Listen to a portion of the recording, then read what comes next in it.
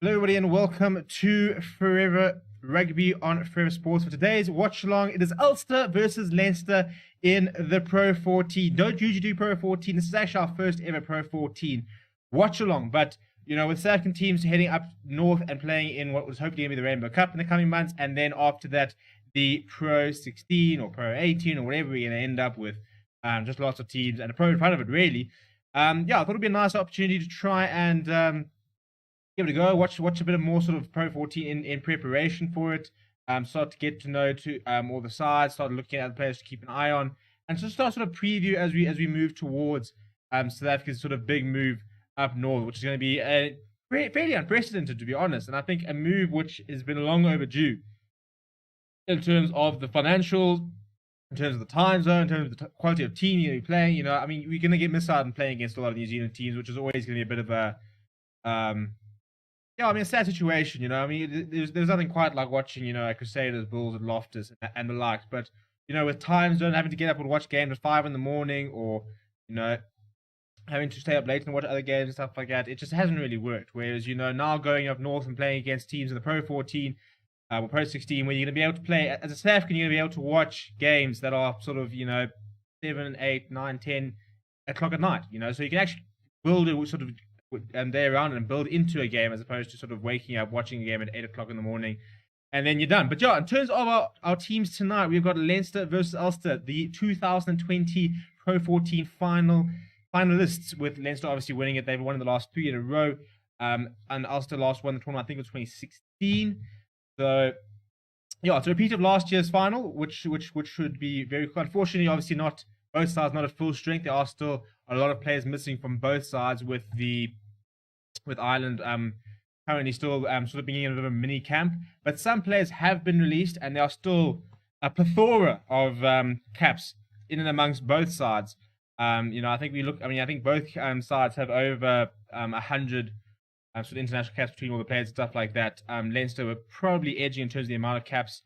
Just something like Sean Connery, who's on the bench, he himself brings 72 Ireland caps in his career to the table. So yeah, kickoff is in about 10 minutes. So before we get into the team stuff like that, let's just sort of scope out what's happening in terms of how the teams have fared so far. So we're going to have a look at a couple of the stats and stuff like that. So we'll start with the attack. These two teams have been the top 2 attacking sides in the competition so far. So in theory, we are in for what should be a really good open attacking game. Leinster has scored 471 points across 67 tries. They had 115 clean breaks, 6,312 meters gained, 79 offloads, and 325 defenders beaten. If you look at Ulster, 380 points scored across 52 tries, 4,533 meters, 90 offloads, 239 defenders beaten, and 99 clean breaks. So Leinster obviously edging them there, but they are currently first, with Ulster second. So it really is a massive clash in terms of the overall sort of impact of the tournament itself, because I mean this is Ulster's last chance. We're going to look at the table now. You know, 6 points difference. We've got we'll go look at the fixture now. Just a couple of games left, so it really kind of is Ulster's big opportunity to try and close the gap, and then hope that Leinster drop points in the following game, and they can try and sort of sneak into that final.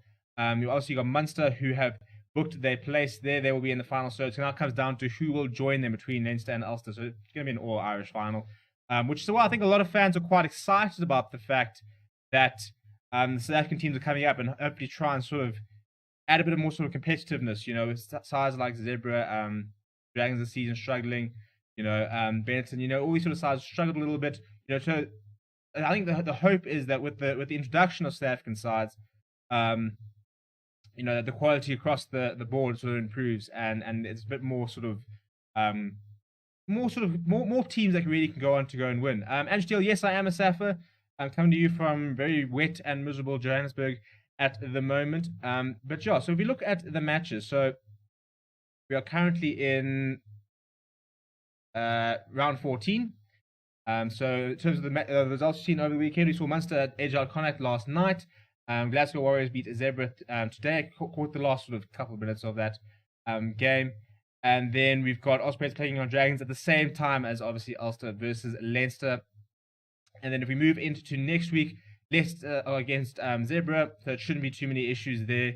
And Ulster against the Dragons. So one sort of imagines they'll both get victories next week. So it comes down to, you know, unfortunately for Ulster, it kind of comes down to can they get a bonus point win tonight and ensure that Leinster don't get anything out of it, and then hope that Zebra really pitch up.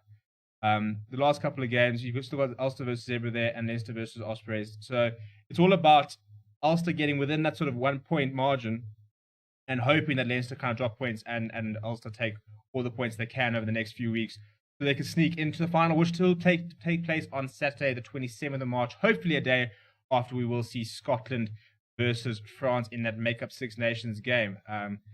We'll keep you all up to date on what's happening there. But yeah, so I mean, we've got a couple of minutes left into the game, so please put your predictions in the comments below. Lock them in there. Try and back yourself there. I'm going to put mine in. I'm going to... Tricky. It really is tricky. I think that, you know, you look at the sides, and look, I mean, so let's go through the teams, and then we'll make a prediction, shall we? So let's start with Ulster, who are at home tonight. No crowd or anything, as of course, but yeah, we've got Michael Lowry there. Robert Bluecoin is back from injury. James Hume, Stuart McCloskey, Jacob Stockdale, 33 Ireland caps there. In the experience of Eden Madahan as well, 30 caps there from him. John Cooney there at number 9. He's got 11 caps. Marcel Coetzee is back in the lineup. If we're looking at the front row there, we've got Eric O'Sullivan, John Andrew, Tom O'Toole, Alan O'Connor, Kieran Treadwell, Nick Tomini, Geordie Murphy captains aside, and then we've got Marcel Coetzee. He brings 30 test caps from Springboks with him. Obviously, his last couple of games with Leicester before he comes down to join the Bulls.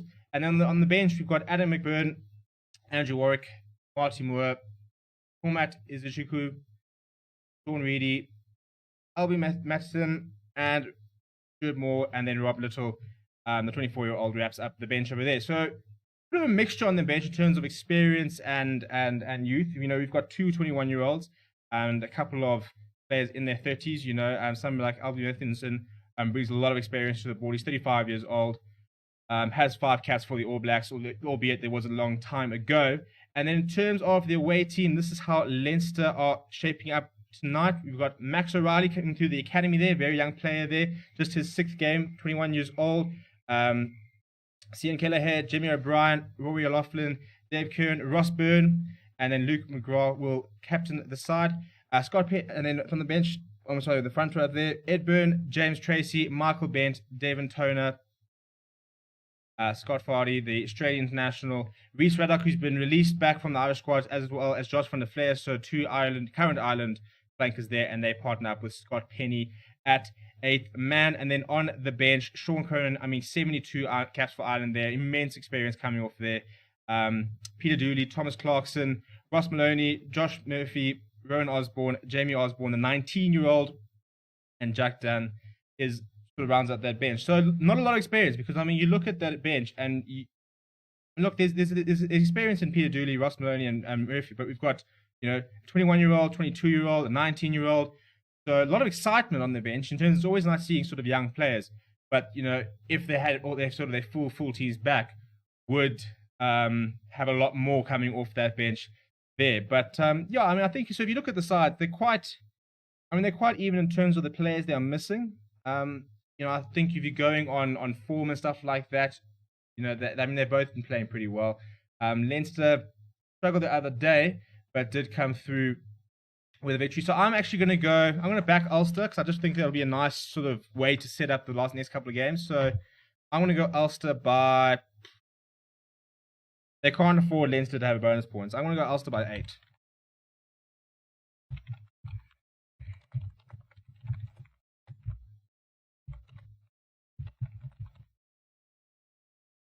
Right, Sean O'Farrell's going, I think, Leinster by 5 or 7. I think you're going to be right. I think it's going to be quite a close game. I'm going to go by Ulster 8 just because I think it sets up the competition in the next couple of games quite nicely. But so it's probably a heart says Ulster, head says Leinster sort of situation. Right, so let's check that in the comments. So yeah, if you're watching, please do smash like on the video as well. Chuck your prediction there. We'll revisit them right at the end, see if anybody got anywhere close. Kickoff coming in about 2-3 minutes. We should be crossing over there very, very soon. and then we'll get along and hopefully watch a decent game.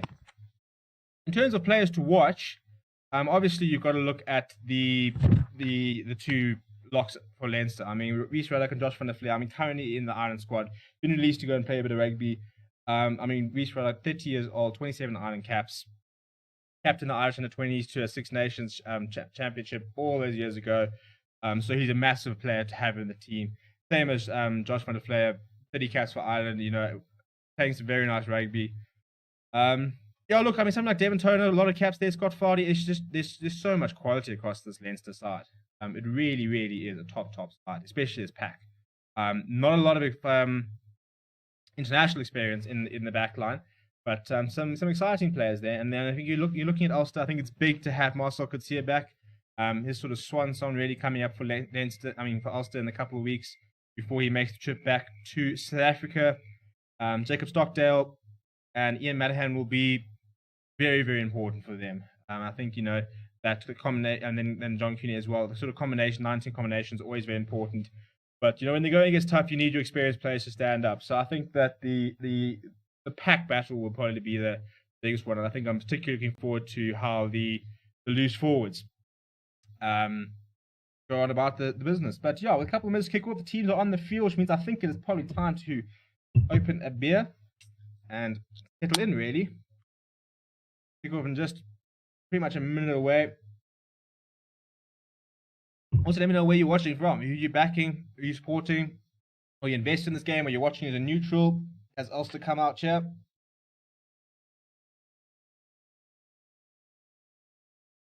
Make sure we don't miss kickoff stuff with the clock and time and stuff like that. Oh, yeah, tough life. Saturday night rugby. I've got a beer. Cheers, Andrew, to you and to everybody watching. And let's hope for a decent game. I mean, you know, it's been a situation when it comes to the Pro14, even the Premiership and Top 40. Watching from Scotland, there we go. And I keep telling myself I need to watch more Pro14. I need to watch more European rugby. It just becomes so difficult to watch so much rugby. And now with South African teams going over, there's never been a better time, really. So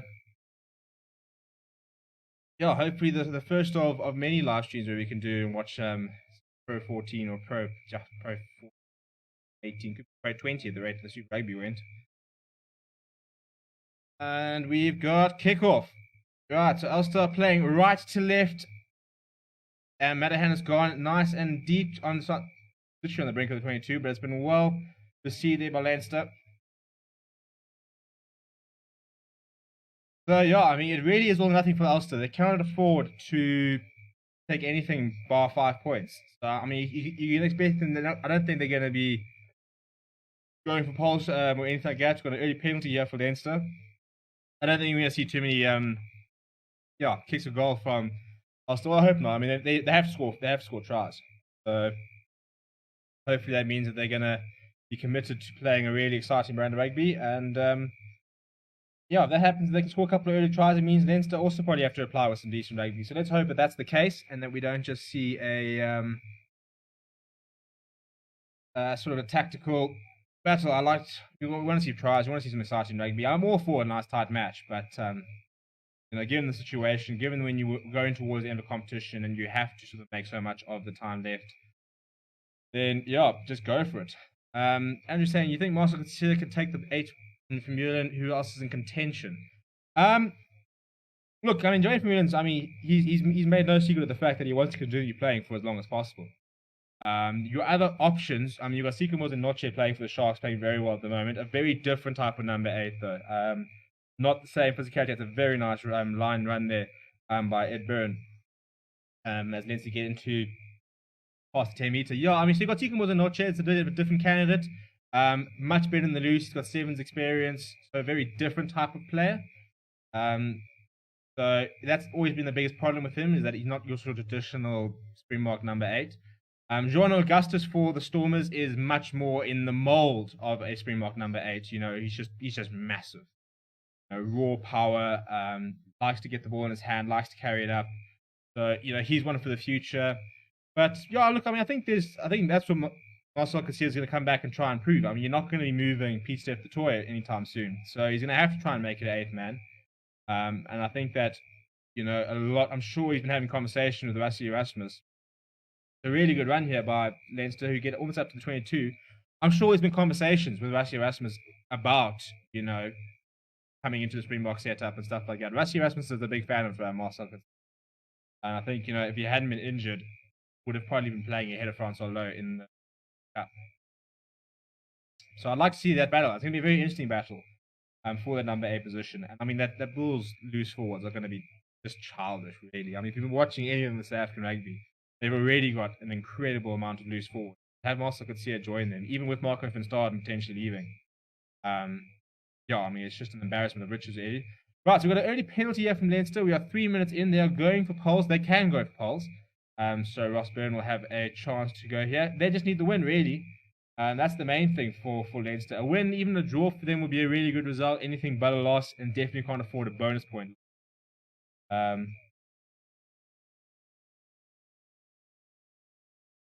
So it's Marcel Casilla who's been guilty of not supporting his body weight there, so he gives away a penalty. Good to see him back on the pitch, and just so frustrating that he's just so injury prone. Because, I mean, he's got the 30 caps for the Springboks, but he should be sitting here over 50. A lot of players, I think, who probably should have played a lot more rugby for South Africa over the years. I mean, even Dwayne Vermeulen only playing 50 matches for the Springboks. You think of how good he is, it definitely should have been close to the 70, 80 mark. But yeah, fairly simple here. Kick here for Ross Byrne towards the right-hand side, about that, I reckon, on the angle.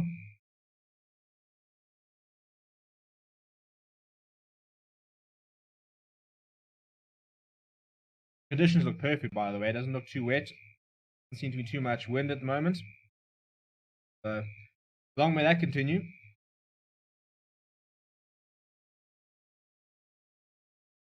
And it looks good, and he splits the poles, and Leinster on the board in the first 5 minutes. Perfect start for them. Not the start that Ulster would have liked, although to be honest, they'll probably take penalties because they know they need to score.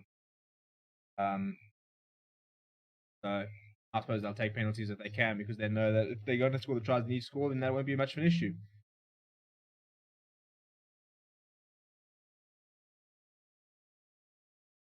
Right, so Ian Radham will get us underway again. He once again lands just below past 22. Another good carry there from Leinster, who have exited well so far. Something that's been a bit lacking in the South African game. It's just the ability to be able to have a restart and your position. But having said that, they've kicked possession straight back. That's not a good tackle. Big complaints about that being a high tackle, but I don't think anything's been given. There's no advantage at the moment. Sean O'Farrell saying, I just hope Leinster will get more competitive games when the SS sides come. Me as a Leinster fan, get fed up with 40-plus wins almost all the time. Well, I think that's what there's a big feeling about that. That, you know, the Pro14 just becomes, I suppose it's a bit like Super Rugby and the Crusaders. You know, just certain sides always dominate. And even as the fan of the side that dominates, you know, you want to see teams that can stretch you. You want to see really good rugby. And I definitely think that, you know, the Bulls will walk into the side walk into the competition. Oh my goodness, that's Marcel Casilla at his best. Over 2 players, drops the ball though, so not the best result. That's an immense run by the number 8. Yeah, it's just, it gets boring, I suppose, you know. It's just when you know you're going to win, and it kind of like, you know, you've got Munster, and you've got maybe Edinburgh on a good day where you've got decent games. But apart from that, you know, you kind of know that you're walking into a game with win in the bag. So look, the Bulls will walk into the tournament as, I wouldn't say as favourites, but as big competitors. I think it's probably going to be between, you'd like to think it's going to be between them and Ulster and Leinster for the next season. They're just building such a good side. The Sharks have got a decent squad together. The Stormers, in theory, should be competitive. You know, got a lot of Springboks in that Stormers side. They're just perennial underachievers. That should have been a penalty. Not a good tackle there on Malcolm Lowry as well at all. A bit careless, really, from Devon Toner. But yeah, I mean, the Stormers on paper should be competitive in the Rainbow Cup. They've got the players. They've got a lot of talent in the Union. They're just not really performing at the moment. I mean, Peter du Toit being back will be a big boost. You know, Stephen Kitsov, yeah, we are going to go look at that. Sorry, the time is off. So yeah, Peter du Toit back for the Stormers will be a nice boost for them.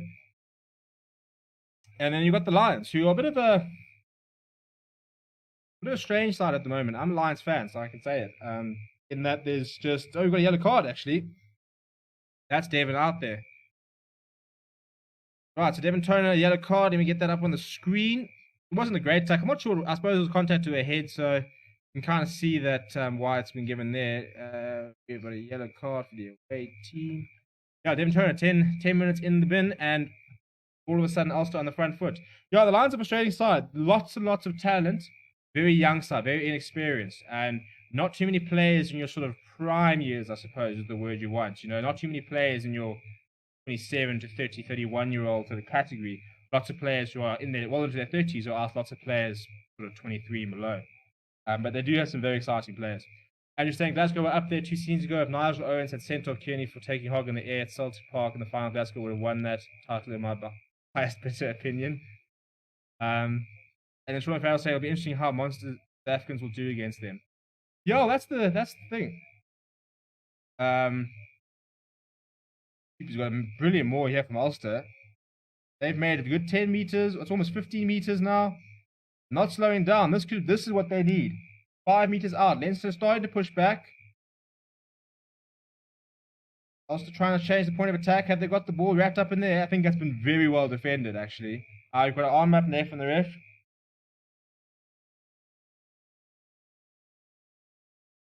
Full cross kick here. There's lots of space. It's a 50-50. He spills it. He spills it. We'll go back for the penalty. Big opportunity from Jacob Stockdale. A nice kick from Ian Madahan, but it was slightly behind him and made a bit of a mess of the catch. We'll go back for the penalty, and I should probably put the time back on. Oh yeah, I should just stick to football. It's so much easier in terms of keeping time going. Right, so you're going to go back for a penalty, so Ulster will put this into touch and they will try again. It was a very good maul, actually, so I reckon we're going to see quite a few of those based on what we've just seen there.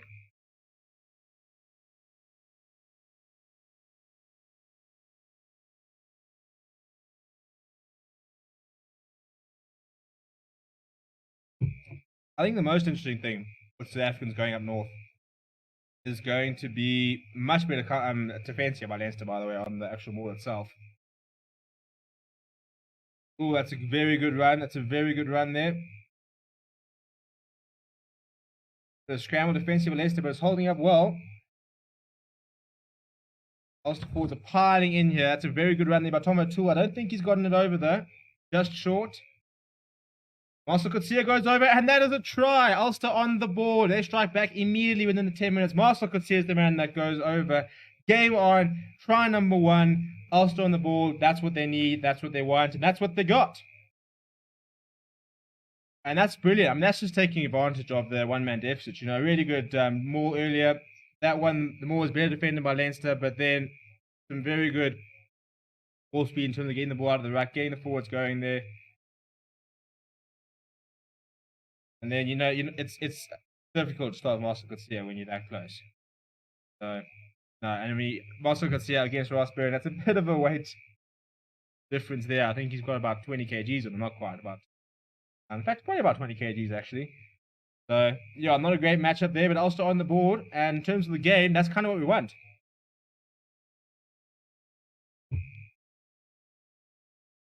Alright, John Cooney will take the kick here. He is the leading point scorer in the competition at the moment, sitting on 105 points. Marcel Coetzee now actually goes level as one of the leading try scorers. That's his 9th try of the season. So, a bit of a personal accolade up for grabs for Marcel Coetzee if he can continue starting down for the men in white.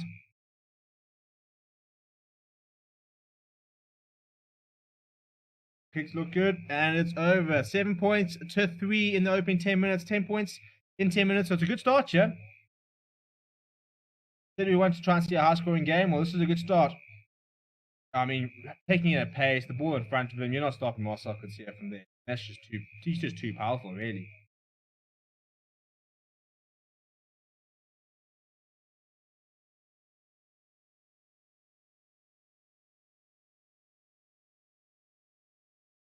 Right, Ross Byrne kicks deep. He doesn't find the 22. It's a very good take there. I think it was Marcel Coetzee again.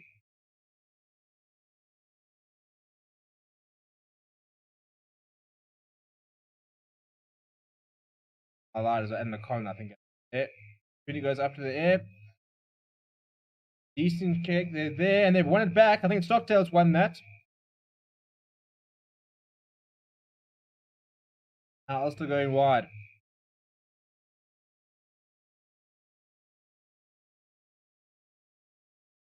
Valkyrie with a nice run up there. So Ulster get up to the halfway line. This is good by Ulster. Nice kick chase. Won it back. They've gone to the one side. I think they've got an advantage here. They need to take advantage of the 14 men of Leinster at the moment. When you've got that one-man advantage, Judy just sniping there. He gets the ball up as well.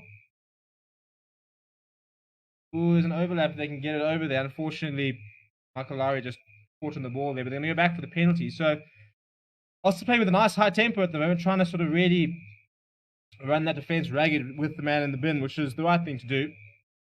Very good kick here by Cooney with very nice chase here by Stockdale. The ball hung in the air for a long time, allowed him to get in front of Jimmy O'Brien, winning the ball there. After that, yeah, it's not a great clean out on James McCloskey, so clear penalty there. I think the penalty is actually not for running away, but it wasn't a great clean up, to be honest. Arm around the neck didn't look particularly good. Now Stockdale's going to be asked to try and find his, well, try and put them as close to the corner as possible. Left boot. That's not the worst result. I mean, they found about 20 meters. So they'll have a scrum. I mean, they have a line out on about 5 meters up on the 22. Or 10 meters, I say. Another line out win. Ooh, it's a good line run there, but Klosky, nice quick ball as well. Forwards coming through. Here in Treadwell taking it up that time. Ooh, that's a big hit. Oof, that was a bit of a hospital pass there. Not great. But that's Ulster making the yardage here. Slipped a couple of tackles. Amazing what confidence it does to you. Also could see it, he takes 2 people with him when he goes down.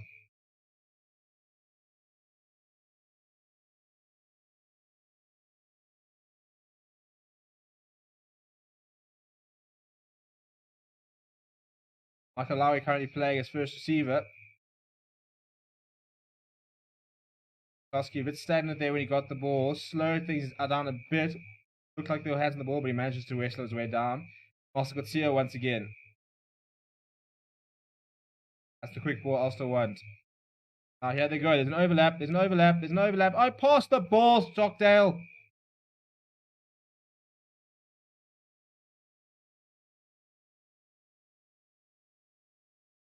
Relentless by Ulster, but so far the Leinster's defense is holding up. They haven't managed to find their way into 22, but there's an overlap now. There we go. McCloskey around the back. Can he get over?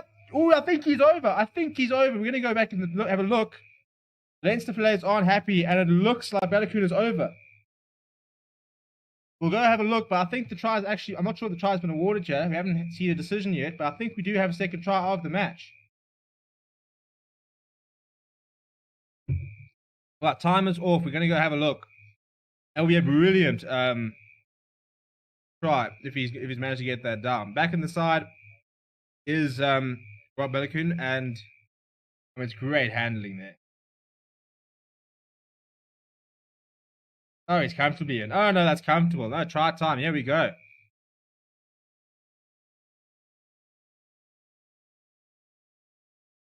No, that's brilliant. That's a fantastic finish there by 23-year-old. I mean, he's just so big, and that's just raw power, raw pace. I mean, you're not going to stop. I mean, he's a bit of a freak of an athlete. I mean, 1.93 meters tall, 92 kgs, got Sevens experience, so he's got that skill set.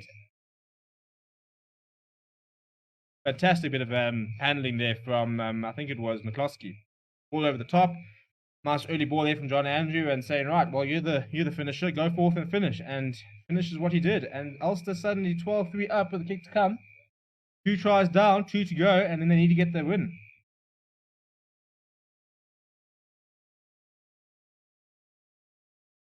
Very, very good speed here from Ulster. They're getting the ball out quickly.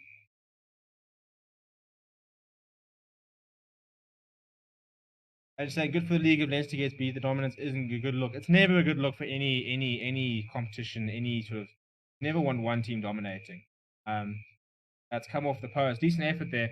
Yeah, I mean it's like when the All Blacks are just winning back-to-back World Cups. You know, it just gets a bit boring, to be honest. The better, the more competitive, and the more decent size they are, the better. Oh my goodness! Now we're going back and having a look at foul play here. I think it's the hit on Madahan. I think it was. They're having a look at the foul play. So I mean, this could be a brilliant result for Ulster. They go back and award a penalty. I mean, score a try and have a penalty on the halfway line would be. Well, the refs had to trot over to the side to go and try and find a monitor to watch it.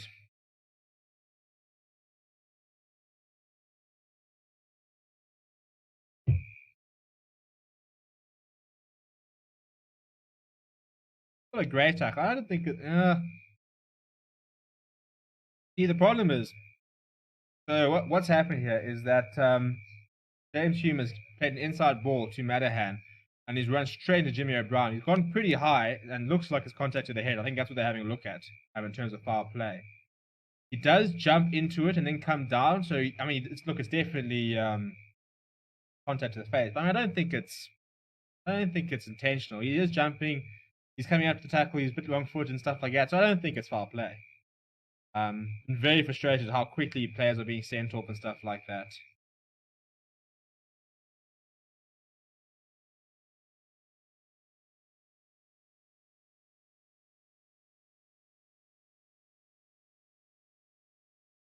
Yeah, look, it does look like there's a bit of head-on-head collision, which never is a good thing. Oops.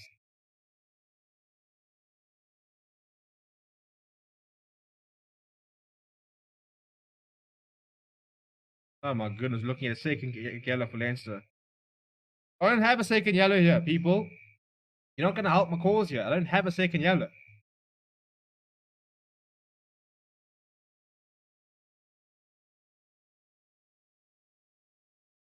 See if I can get creative here.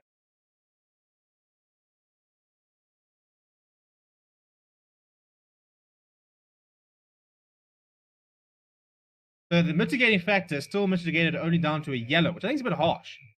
Yeah, I don't know. I suppose problem is any sort of head-to-head contact at the moment is a yellow card.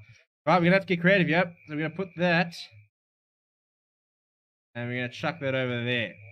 So if you're watching, that means there's 2 yellow cards.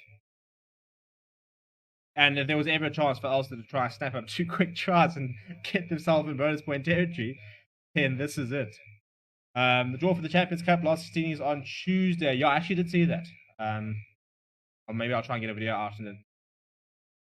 Okay, so there's no penalty or anything like that. We go back to the restart, but there is a yellow card. So Leinster down to 13 men and an Ulster side that are looking full of attacking and full of confidence. Timer.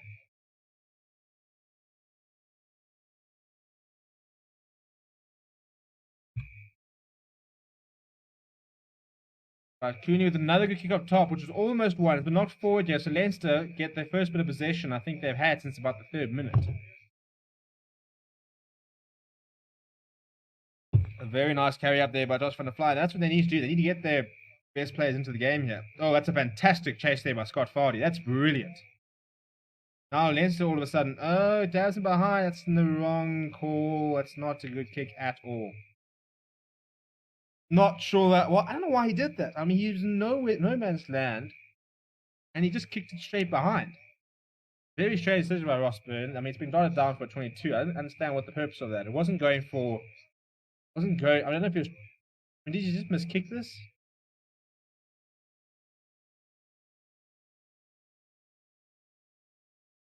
That's a huge. I mean, I don't know what he was doing. I mean, he went in without his arms or anything. He put in his backside. But a big carry there by Josh van der Fleer. First time Max Rice had a chance to come into the game. Nice and young, 21 years old, through the academy of Leinster.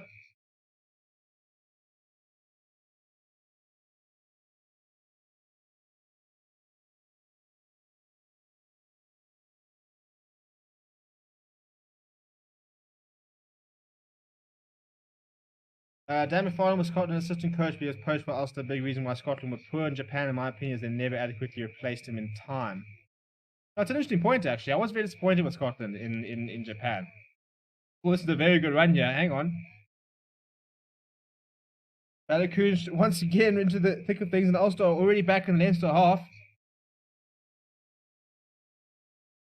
This is a team playing with a lot of confidence. They're trying to run at Leinster all day whilst they still have the man advantage. Running out of a bit of ideas. Kloski's going to have to try and straighten here. Yeah, I'm a big fan of Scotland. I think they've got a lot of very good players. I mean, Finn Russell's such an exciting player to watch when he's on song. Always been a big Scottish fan. Loved watching Greg Laidlaw. Obviously, a lot of South Africans in the start, so nice connection there. Time off. And it is 17 minutes in. They could all cut time off there. Now you timed off. We are almost 18 minutes in. Almost a quarter of the game in. I'm almost on the floor because this chair is useless. And we are finally going to have our first scrum. That's ridiculous, actually, to manage to get this far without a scrum. Not complaining, though. Not a mess. I don't mind scrums as long as they're in a scrum. The amount of resets we've seen in different competitions just ruins the viewing. I hate watching resets. Such a big problem of the amount of rugby that actually gets played as a result of resets and stuff like that. And like in an 18-minute game, you've got like 30 minutes of rugby actually being played. So yeah, but at least you see how the scrum goes here. I mean, we've got 3 Irish internationals in Leinster. The entire front row is capped. Like something like James Tracy's got 122 Leinster caps. Been there a long time. And then you've got a loose trio. I mean, you've got Tom O'Toole, who's a very young player, 22 years old. So, be a big pass for him. He goes up against Ed Byrne, who's 27 years old. Been at Leinster all his career. Played 4 matches for Iron. Andrew Steele saying no scrum, no win. And Sean O'Farrell saying I don't like all the resets and scrums. I hate resets. I think we just lose so much time unnecessarily with resets. I think the refs aren't strict enough about it. You know, I mean, you can't be having 3-4 resets. By the time you get to your 3rd reset, you've got to be blowing a short half, free kick or something like that. Just get the game going. We can't be sitting here watching resets all day. Then it's a non-starter.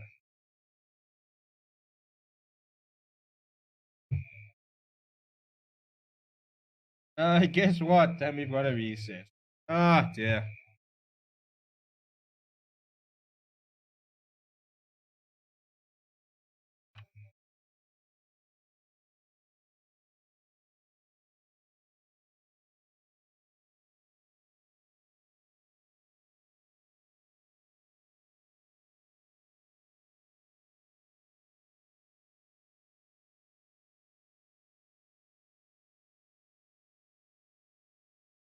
Right, so let's go. Hopefully we can get a scrum out of this.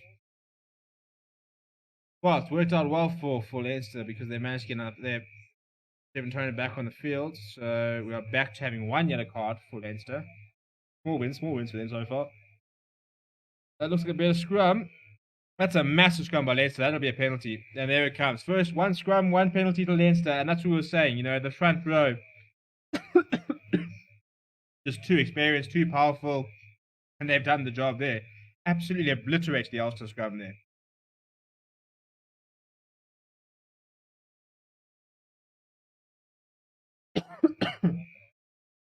You know, when it comes to the scrums, you talk about that scrums define the boys from men. That was monstrous from Leinster, and you know you look at the experience between Ed Byrne, James Tracy, Michael Bent. You know, none of them particularly young. The youngest is Ed Byrne at 27. And you compare that to Eric O'Sullivan, John Andrew, and Tom O'Toole, got an average age of 25, or just under 25. Yeah, just out-muscled and outclassed there, but it's a very good power from Ulster. You put Leinster under a bit of pressure, but Leinster have regained possession. But pretty much the first decent chance they've had to attack Ulster inside Ulster's half.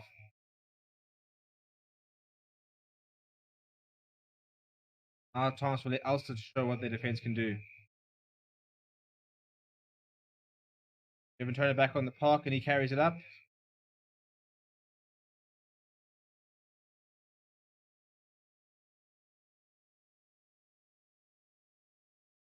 Reece Ruddock. They haven't seen much of him so far.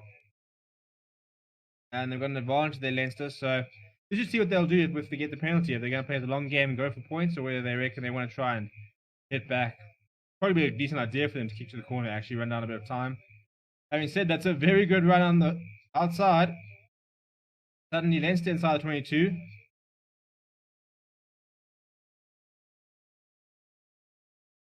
And he's dropped it. So we're going to go back for the penalty. Right, decision time here for Leinster. What do they do? Man in the bin. 9 points down. So you can kick for goal and try and run down 2 minutes. You can kick to the corner and try and run down more, but there's no guarantee of points.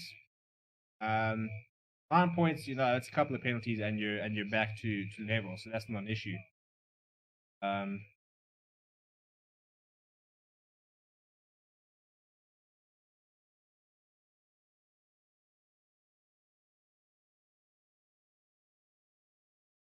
So what's the decision here?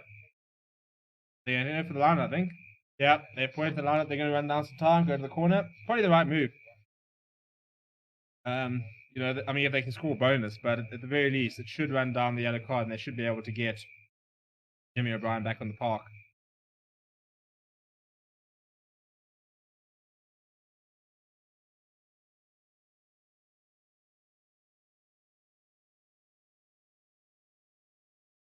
Right, so Leinster with a nice rare opportunity now to try and hit back themselves.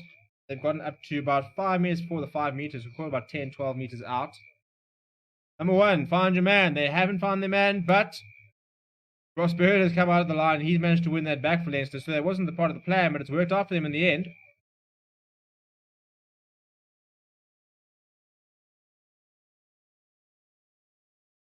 It's not a great carry there. It's all a bit one-dimensional. Big carry there by Van der Flair. He's helped out by Reece Ruddock. It's not an advantage there for offside there.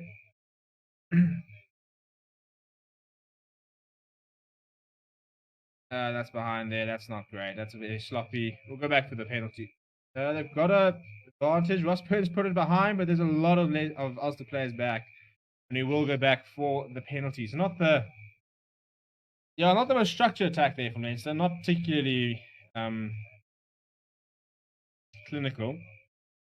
It didn't look particularly free flowing there. But another penalty, another opportunity to keep running the clock down, try and get back to 15-15. A terrible lineup, went straight over their head. I think it was Scott Vardy was supposed to be the intended receiver. They went to the 4-man lineup, went over the top there. Thankfully, Ross Byrne was awake and managed to run onto it. And it's because he kept possession that they've actually managed to win this penalty.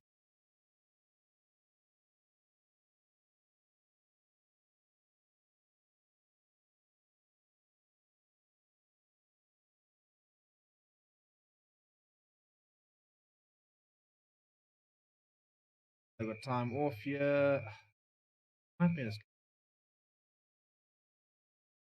Marcel could see it down for the looks of it. I think he's getting a bit of treatment. That's never good to see. Whenever you see Marcel could see it down, it's never always a bit worried because I mean, I've never seen someone. I mean, there are very few players who are more injury prone than Marcel at the moment.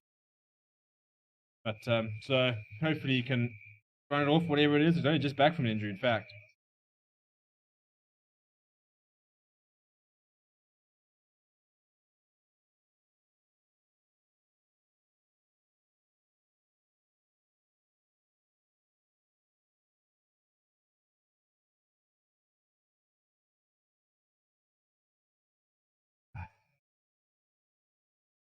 I think Marcel could see his back up. And it looks like we're going to have all the forwards together. I don't know if they're looking for a scrum. Story is, yeah. Quick tap, actually. Right by the line there. A couple meters out.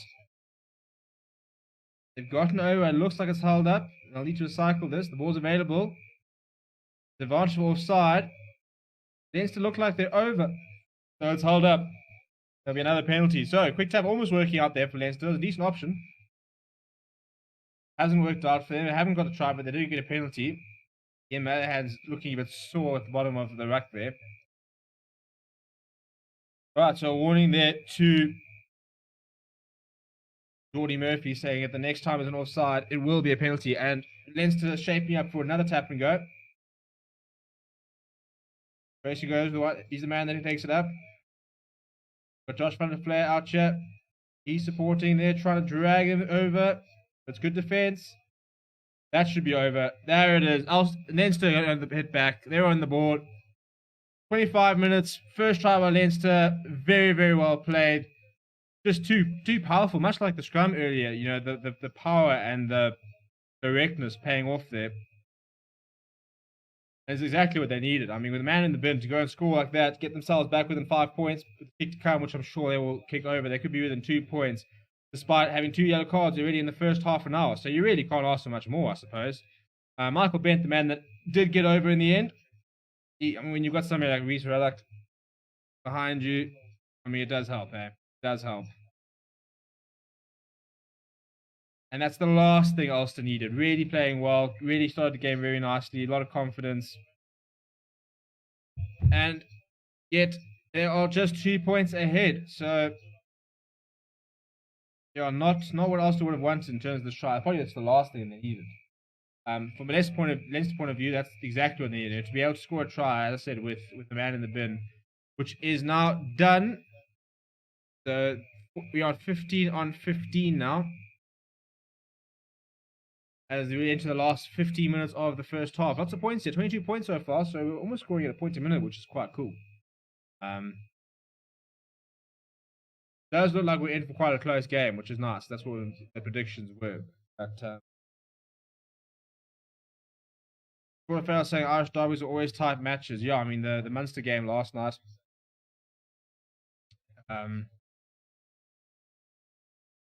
I'm hoping we win for another close game. I wouldn't say I hate watching thrashings, but it's just viewing pleasure. You know, you've got to back a nice game. Another decent take by Leinster. They'll try and kick it up towards the halfway line. I don't think they can find touch. They didn't have the save for 22, and it's been well taken there by Peter Turner, I think, who's one possession back for Leinster. Leinster looking like a whole different side in the last 10 minutes. Looked a bit sporadic, looked a bit everywhere, looked a bit shell-shocked in many ways in the opening period, but now fighting back nicely. Ooh, that's a good kick chase, and they've one possession back. Ian Kelleher with a nice carry there. Max O'Reilly's broken the gap. Ooh, he's got it inside, and he's handed off. Can he get there? Ooh. And he's dropped it. You've dropped. No, man, you idiot. They're an advantage.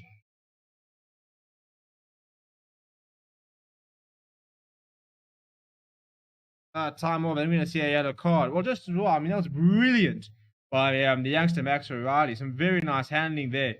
Luke McGrath almost got there. And yeah, we've got a yellow card there for McCloskey. Now I've got to go try and move this yellow card again. I mean, really, ref, you're not helping my cause at all. That's going to move there. So, third yellow card of the bloody match so far, which is the last thing we need to see. But a brilliant piece of play there from Max O'Reilly. Came through the academy, he's 21 years old, getting a chance here with all the players missing. Leinster pick up and drive once again. Looks like they're almost over, trying to recycle that ball. If they do it, I tell you, they're 1 or 2 phases away from a try here.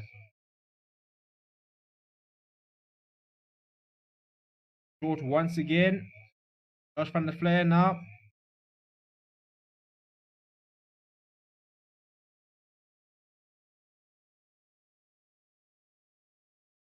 And they've scored another one. This is Leinster at their best. It's just too powerful. How do you even stop it? Got Fardier a couple of words in there, a couple of handbags being thrown around, but Leinster have muscled their way right back into the match. Hang on, giving the wrong team points here. Fans will not thank me for that. Right, 15-12. Leinster take the lead. And unfortunately for Ulster, despite a brilliant start, yeah, momentum has shifted. They're now down to 14 men, and it doesn't look good for the men in white at all.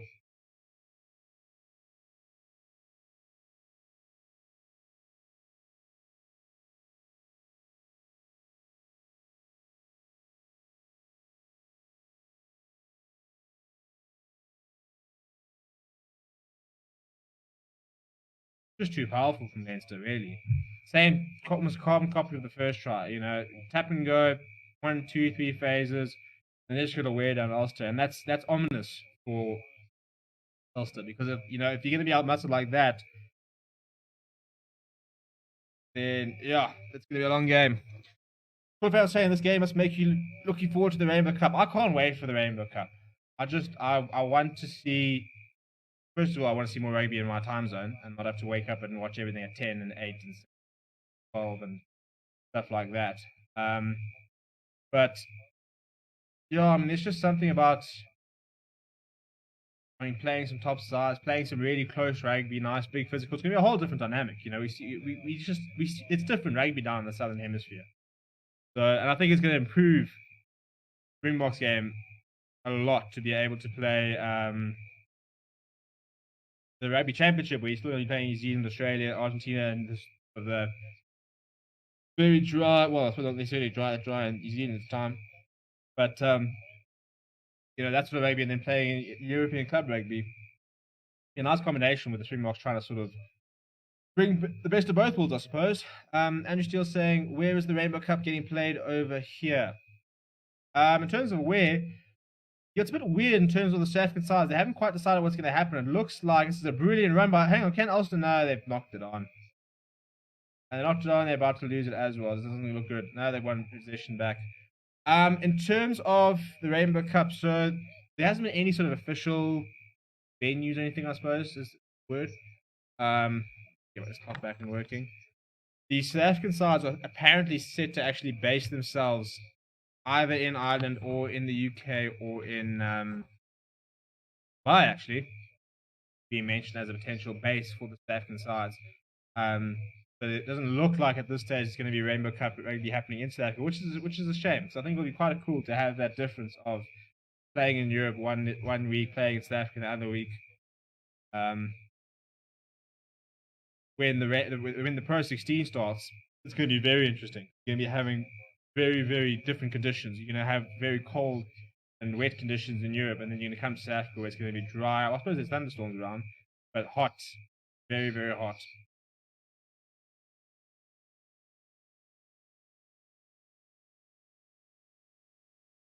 Yeah, so timer's off again, just when I got it going again. I mean, really, people? We're looking at not foul play here, but it looks like the player is leading with his elbow into collision, which doesn't look good at all.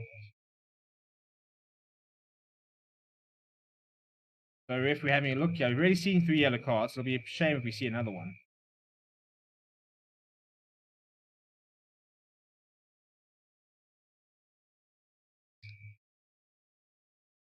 Oh my goodness, another yellow card. That's for Ulster as well. I've just put 2 yellow cards on this, and I've got to put 2 yellow cards on bloody Ulster.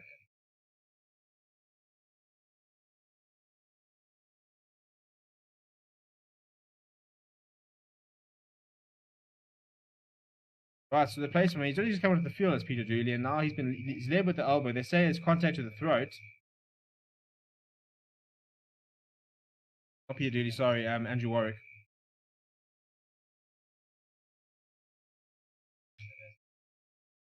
I mean, it's clearly, I wouldn't say it's elbow, it's probably forearm to the throat.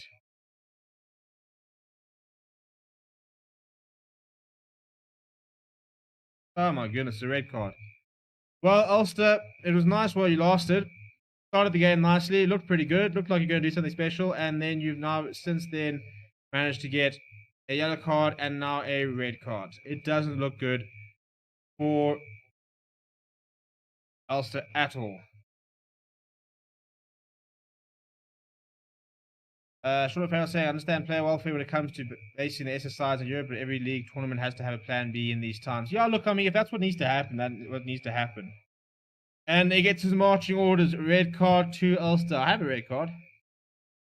Can do that.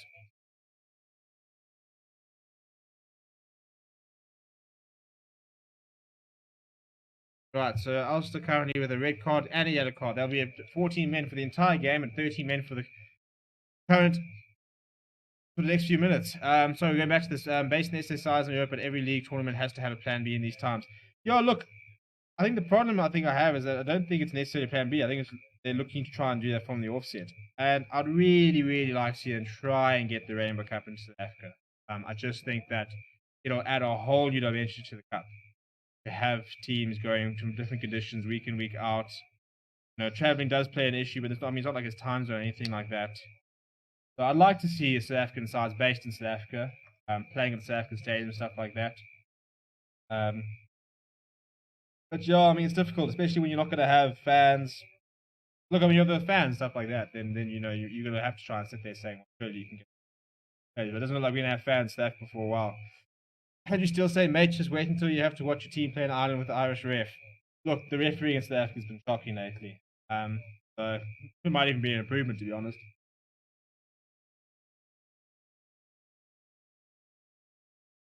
But the next thing now, obviously, Andrew Warwick has been sent off. Was a replacement of himself. So it looks like we could have uncontested scrums. Which, look, on the one hand, you've got no resets.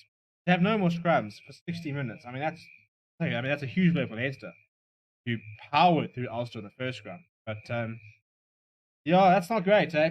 Uncontested scrums for an hour is not going to be a fun watch.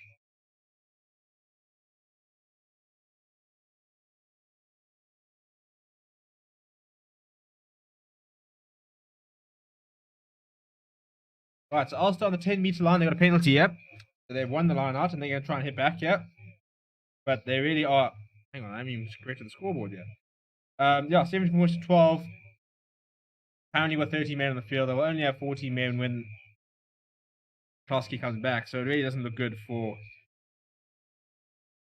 Ulster at all at the moment. And they've just knocked the ball on. And here we go, right. So will we have uncontested scrubs? This is the question. They're mentioning it now, whether we're going to have to do it, whether Ulster have somebody who can play on the loose here. I don't know if they can bring on Marty Moore and see if he can play on that side.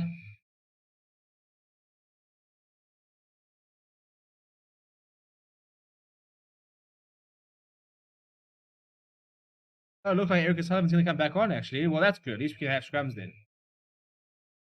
At times, why do I even bother putting the play timer on? Every single time I put the timer on, we stop again. It's not the longest 40 minutes. Really, this game picked up what? 25-2 is not 20 past.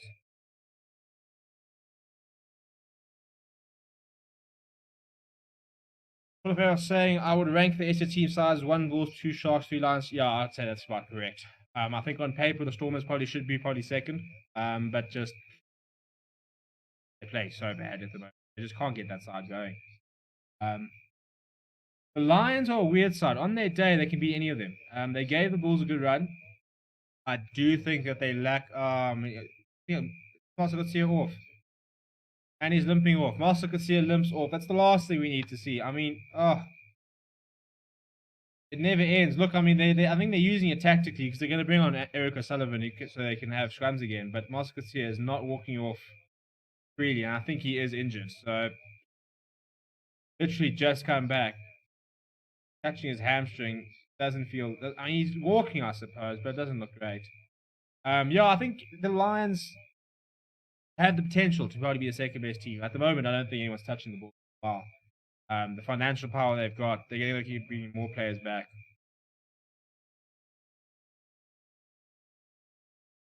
Yeah, and just summing it up, we're in raids and pause for Ulster. Yellow card, red card, Master could see it off. After what was a dream, and yeah, there's a huge scrum there from Leinster. And there's a penalty. This could actually get ugly. This could get very ugly for Ulster. Just lost their best player. They're currently down 13 men. They've got a red card. They've blown what was a 12-0 lead to 17-12. They just need to get to half time at this stage and then regroup. I don't know how they're going to try and get back from this. But it definitely does not look good for the home side.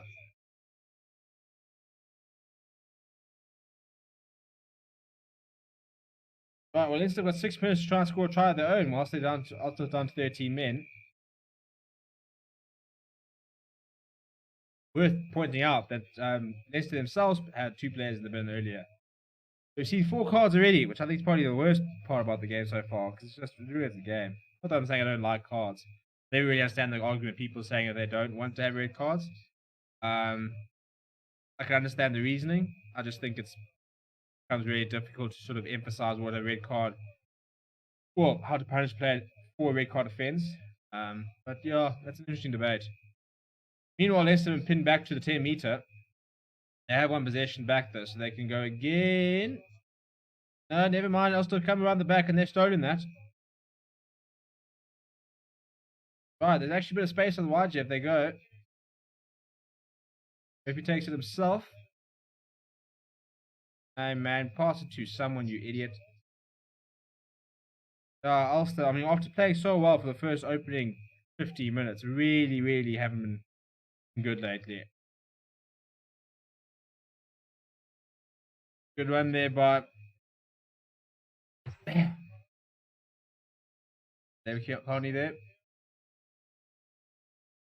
It's the pin back to the halfway. Oh, that's a good run there. David Toe, not the fastest player. He gets the offload off though. Just so big, isn't he?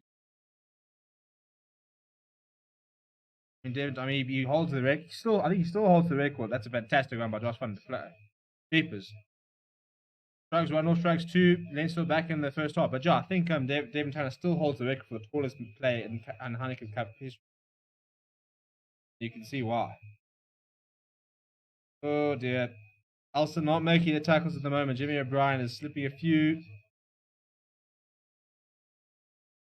Oh, there's an overlap. He comes inside.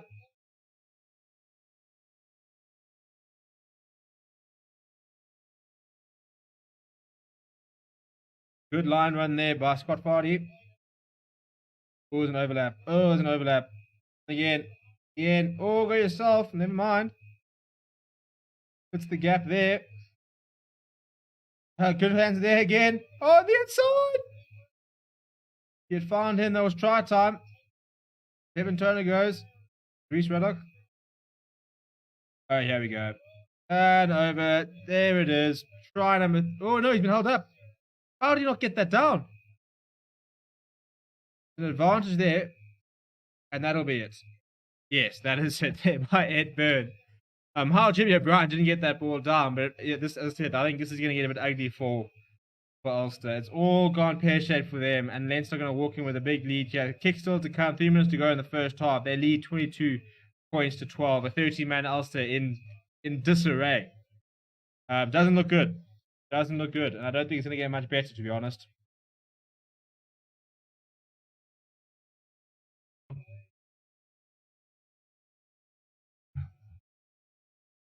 Look, credit to Leinster, who started really poorly, to be honest, and were under siege. Conceded 2 early tries. Discipline came into a big issue with them. They conceded 2 yellow cards, quite a few penalties early on. But they stuck with it, and once they got the opportunities, they suddenly looked like a whole different side. I mean, that's a brilliant tackle by Stockdale and Jimmy O'Brien. How he managed to keep him up, I have no idea. That's pretty much already changing the scoreboard. But then Ed Byrne with in between 2 players, no issues there.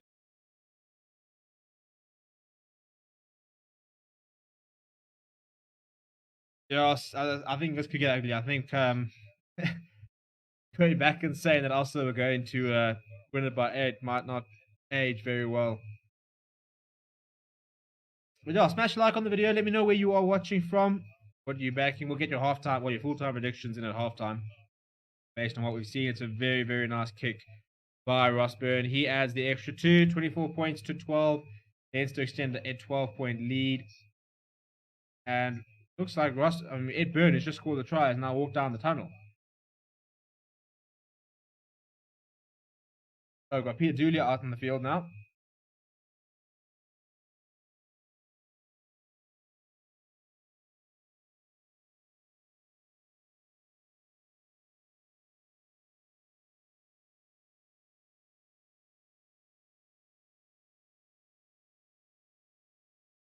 Right, Ulster back to 40 men, which there will be for the rest of the game, hopefully, unless they see another boom. Right.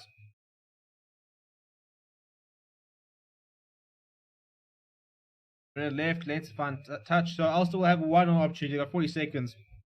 Line out just by the 22. Look, ideally, if Ulster are going to stay in this game, this is an opportunity for them. Sean O'Farrell saying, I prefer a full table to the conferences. I felt when it gets to playoffs last season, Leicester had a well-rested team as the other team would not have had a good break period. Yeah, I also like a full table system. I don't really like the conferences. We saw in Super Rugby, it kind of marked the death Super Rugby, to be honest. Just to have a full table, everybody plays each other once, home and away every second game. You know, keep it easy. Keep it easy, keep it competitive. There are 7, top sides. It means that they all have to play 6 top sides, That gives us a good mini games of top quality. And you have a conference system and you have 2-3 good teams, 2-3 bad teams. It's not great, to be honest. Every second game is between 2 weak opposition. Let's say it was forward pass there. That will be half time. There we go. The whistle goes. Right, half time. 24 points to 12. Leinster lead. Ulster in disarray. They've got a red card. They had a yellow card. Leinster themselves had 2 yellow cards. So we've seen 4 cards in the first half. Not good for watching, to be brutally honest. But what can you do? What can you do?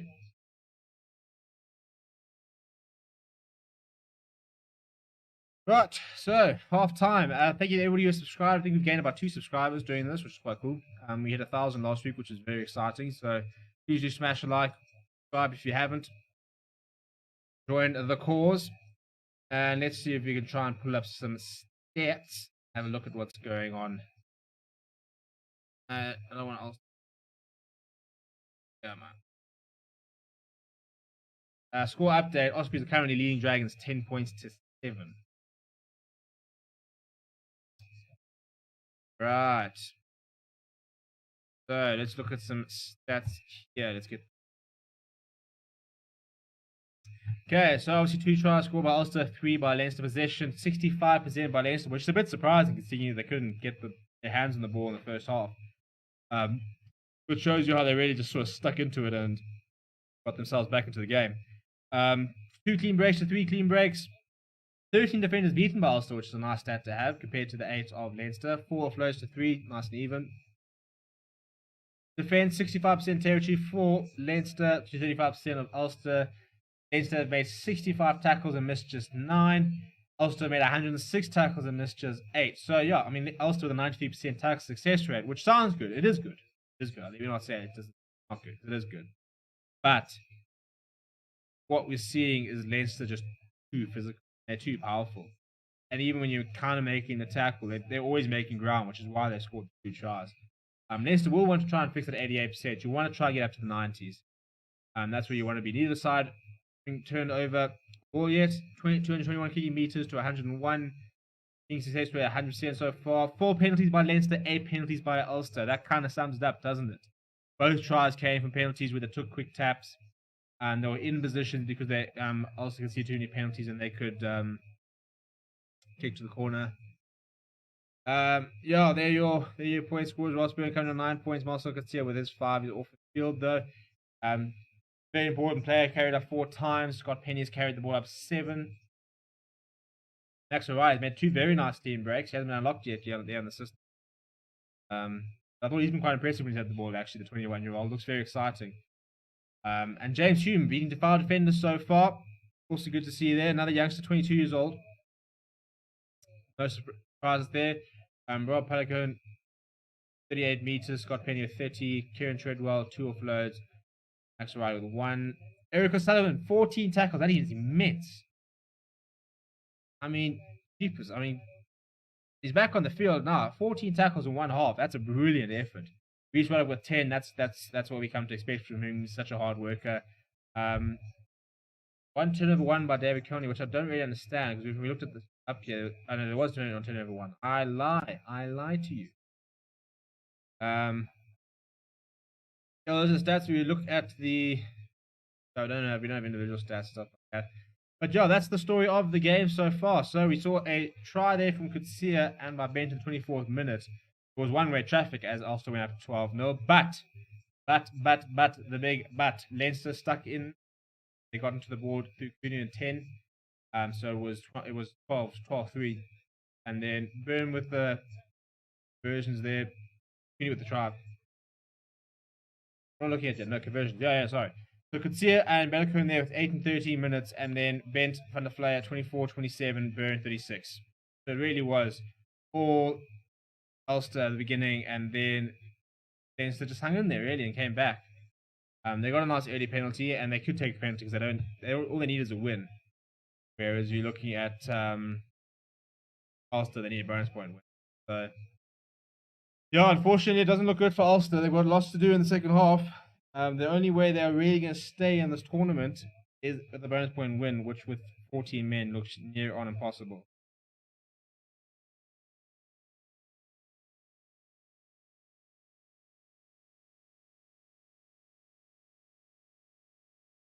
Da, da, da, da, da, da.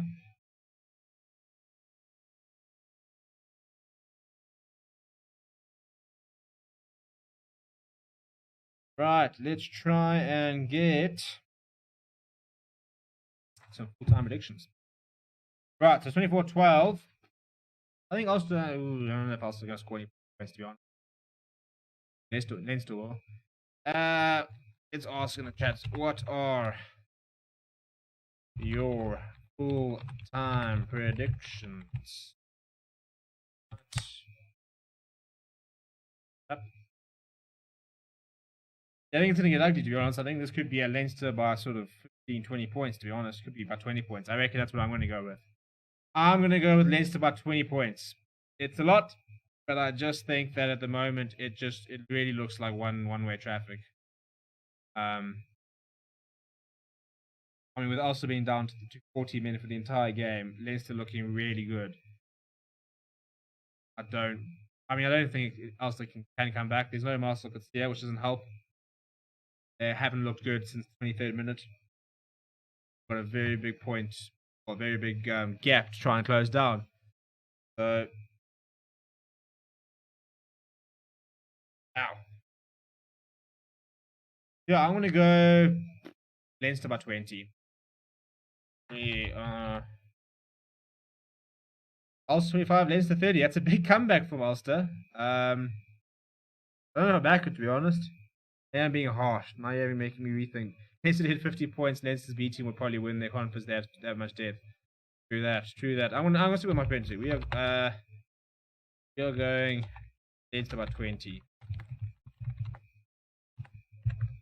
Could be harsh, but I just don't really see Ulster coming back unless they get one hell of a halftime talk. I think that's the only way they're going to be able to come back and do anything. But if they don't get that, they don't pitch up, we get a little bit ugly.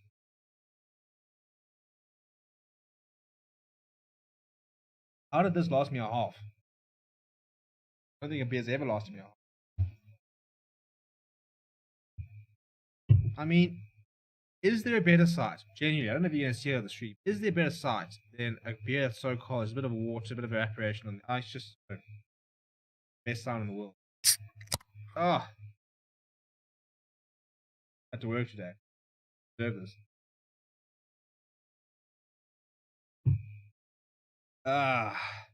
Good to have booze available back in South Africa. We had a bit of a prohibition for a while. I mean, chair. Stay on the floor again.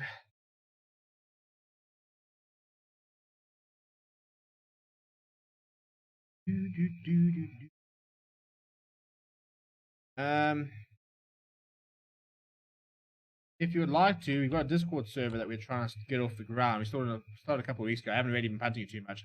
But our idea is to try and, like, for these halftime sections, we're going to try and use our Discord server, which has a whopping 2 people in it at the moment. We want to try and get people to come on the actual channel during halftime, and chat about the game and stuff like that. So, I mean, it's all about fan interaction. So,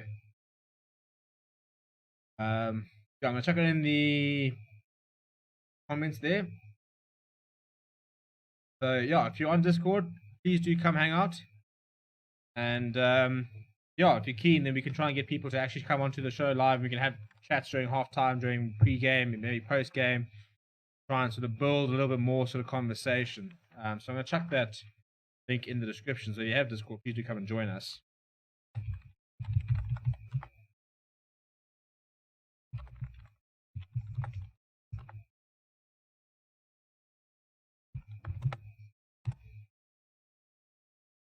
I'm still saying, what are your thoughts on South Africa potentially having to go into the Lions series in the UK, not having played since the World Cup?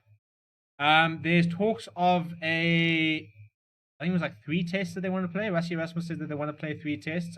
Talks of the USA, which is not exactly brilliant preparation, but well, I suppose it's better than nothing. Yeah, it wouldn't be great, eh? I mean, we haven't played rugby since 2019. Doesn't help. And I think that we've probably not seen the best standard of rugby maybe in South Africa at the moment, with players playing in South Africa. So it's good to see that our European players, for example, are playing a decent standard of rugby. But I think Rassie Erasmus seems to be quite clear on the fact that he wants to make sure that we play some sort of international rugby before the Ireland and British and Irish Lions series. Which, I tell you what, I could cry about that whole series. Got such good tickets for it. All 3 tests and the Bulls game. Going to be going there, vlogging it all live and stuff like that. Getting fan opinion at the games. I'm so excited for the tour. Now, I'm going to have to watch it on my TV. Yeah, I heard the Lions board rejected the Australia offer, and the options are in the UK and Ireland and South Africa with small crowd or behind closed doors. They're not thinking of postponing it. Yeah, that's what. So yeah, that report came out today, basically saying that they won't go to Australia, which I agree with. Particularly if you're a cricket fan and you saw the way that Australia completely snubbed coming to play cricket in South Africa. So, you know, bugger you, Australia, really. So I'm glad to see that they rejected that idea. I mean, I don't want to wake up and watch the British and Irish Lions versus Springboks at 10 a.m. in Australia. I mean, it's shit. Now, I understand that there's revenue and stuff involved, but let's be honest, it'll be cuck. I mean, a game, yeah, I mean, even if it's like 12 in South Africa, you know, 10 or 11, I mean, it'll be 11 in the UK. It's just cuck. Yeah, they are saying that they're not going to postpone it because of all the tours and stuff next year, because of the 2023 World Cup, people trying to prepare and stuff like that. So apparently postponing is not an option, which is really crappy because, well, the problem is, if you do not, so say you have in South Africa behind closed doors, okay, fair enough, that's the pandemic, whatever. I mean, I feel like it doesn't really make a difference, but it does make a difference. But, you know, having the tour in the UK, it would mean that the next, if you wait the sort of standard 12 years between tours, it means that between the time the British and Irish Lions were last in South Africa to the next time, that's 24 years. So you could have been, I don't know, 50 in the last tour in 2009, missed your tickets, stuff like that. You had tickets for this one, I don't know, 62, and you know you won't have the chance to be 74. Then you're too old by then. And I think that 24 years between tours is just dreadful. Andrew Steele saying Australian beers like having sex in canoes. That's the comment of the day. But let's get I've never had an Australian beer, I don't think. I genuinely don't think I've ever had an Australian beer. I don't think you even get it in South Africa. I've never been to Australia. I don't plan on going to Australia, to be honest. I have much more ambitious travel plans. I want to go and watch rugby at Millennium Stadium or Twickenham. Oh, or the Aviva. That's my plan. That's what I want to do. I'd love next year to go and follow the Springboks on the outgoing tour. That's the dream for next year. This year was going to be the British and Irish Lions. That was going to be the dream. That dream's off. Meanwhile, we kicked off here, and nice, a reasonable kick chase there from ULSTER. I think it's a. Oh, cheapers! It's a big hit there. The Max O'Reilly went up and got it, and then got absolutely hammered. So ULSTER with the line out. But yeah, I don't think I've ever had an Australian beer, and from the sounds of it, I shouldn't. Last 2 Lions tours I've seen was 2013 in Australia and 2017 in New Zealand. Did you actually travel? If you travel, I'm so envious. That's like, I mean, that's bucket list stuff. You've traveled with the Lions, stuff like that. I mean, that's what I want to do. I've never traveled with a team. I've never done anywhere really. I've barely gone to watch the Springboks in Cape Town. I've seen them in PE. I'll see them.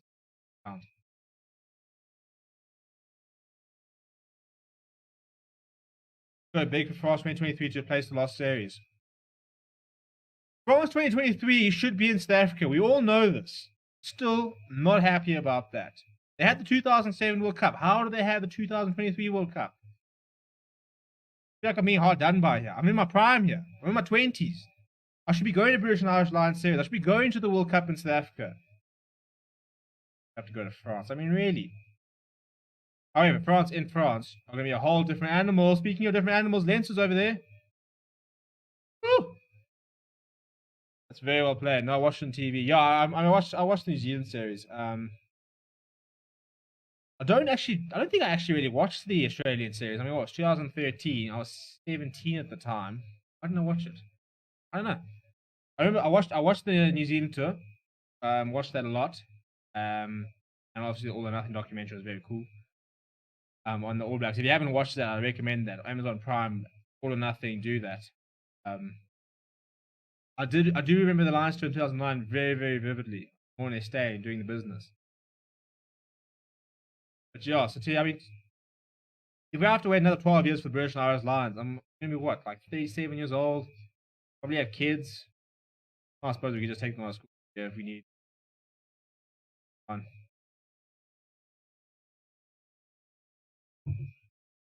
Very good on Leinster, by the way. Almost had a try earlier before some good clean-up play than Michael Lowry. I suppose probably focus a little bit on the game.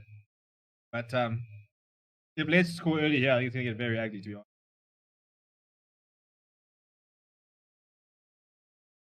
And we've got a line out for Leinster, who are all over Ulster. And I think it's going to be a very long half for Ulster.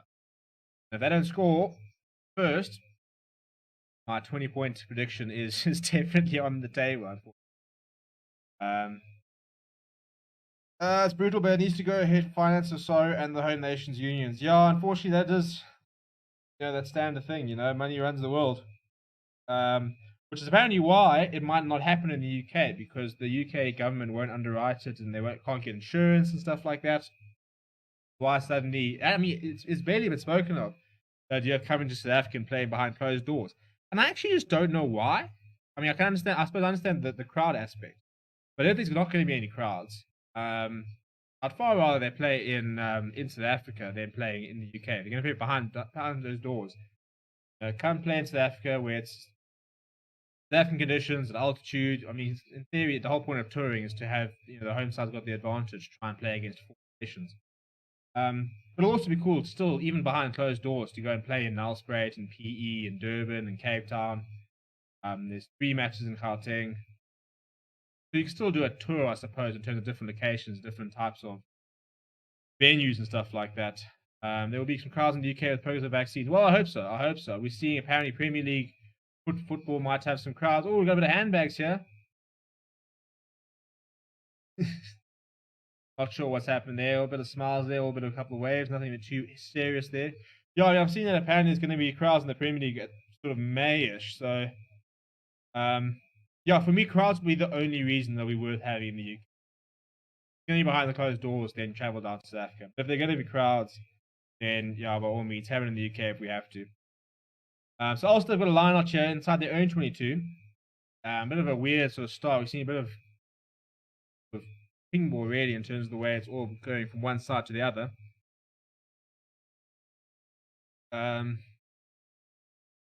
Seeing as we're talking about British and Irish Lions, big sort of debate about who should be captaining. So we can talk about maybe like the question of the day. If you're picking the British and Irish Lions side right now, who are you picking as captain? I was watching a couple of documentaries. Some people were backing Owen Farrell. But as a South African, we're not supposed to like Owen Farrell. We don't anyway. But yeah, I'll be very interested to see what that whole British and Irish Lions team is going to look like. I mean, there's so many positions. There's a store of talent. When you look at the wings, I mean, you've got to look at something like Reece Zammit, who must be pushing for. Leinster are in the. Oh, that's a very good penalty won by Ulster. Yeah, it's actually, to be fair to Ulster, they're fighting back. Leinster have had most of the possession and are doing most of the attacking, but Ulster are not netting up yet. They're actually defensively putting up a fight. Look, they had a good tackle success rate in the first half, and this is very, very well done. I think it's Koski who gets over there eventually. Very well defended there. Ulster need to score points. They need to score first. That's the big thing for them. If they are to get anything out of this game, they have to score first. Leinster score next, then they're in trouble.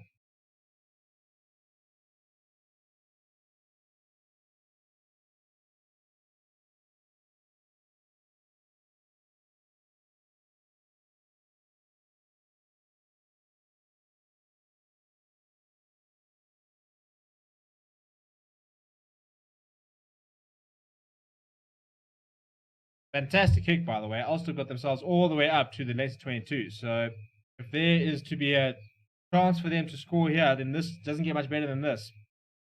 Just a very tough question. Itoje, penalty merchant, so can't go him. Jamie George potentially, but no clue. Yeah, I think I genuinely, someone was asking me who I think should be captain, and I couldn't give him an answer. I still can't give him an answer. I've got no idea.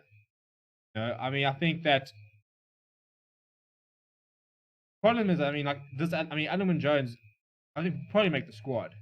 Probably mostly on reputation, but he's not gonna. I don't think he makes starting lineup. He shouldn't make starting lineup.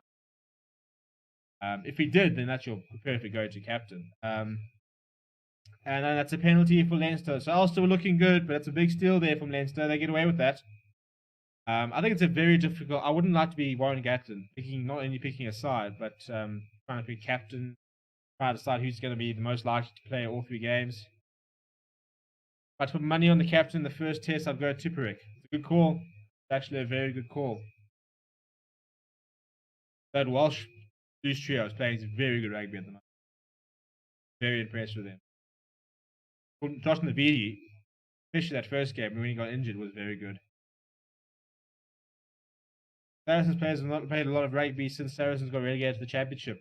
Big discussions there actually in the heart of the England camp, talking about the fact that should they be being picked? You know, should your Owen Farrells, Mario Tojes, should they be picked? Because they haven't played enough rugby. I mean, they've been picked on reputation. I suppose it's a difficult one because, you know, obviously you want players who are playing and who are on form. And it becomes difficult to leave out Mario Itoje. Yes, I know he had all those penalties the other day. But, you know, I mean, he's been so good for England all these years. Same as Owen Farrell. I mean, you're not going to not pick your captain.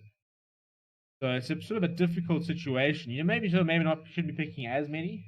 But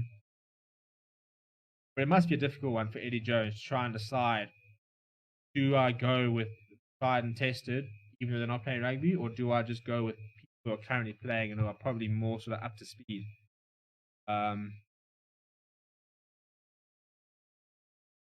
Andrew's saying a lot of fans in the UK are underestimating how much emphasis Gatlin puts on being there, done it. Wales gave South Africa one of the toughest tours in years, so I would not be surprised by a heavy. I'm assuming it's a heavy Wales presence. Yeah, Welsh bias again. Yeah, I think he will. I mean, he's always gonna. To be fair, it's natural as a coach. You know what you're gonna get. You know, if you're Warren Gatton and you're saying, right, I need someone who's gonna do this for me, I know that they're like, let's call it Dan Bigger. I know exactly what Dan Bigger gives me. I know exactly what he will bring to the table. I know him in and out, and I'm backing. You know, you're always gonna have that bit more of a bias to somebody you might not have worked with so much. Oh, hello, he's Stu. What? You know, this is why they talked about it. It was so exciting in the back. Rob Balakoon, that is a brilliant score. Something out of nothing. Ulster are back in it. They moved to 17. What a try from the 23-year-old. There's so much hype around him for good reason. Out of nowhere, Ulster are back on the board. Cheers to you, mate. Alright, let's see this again. Just completely splits it open. Oh, they're going to look at the instruction. But come on. Allow dummy runner. Nah, Devin Turner's not getting to him. Nah, don't come here with that. Sorry, reach right.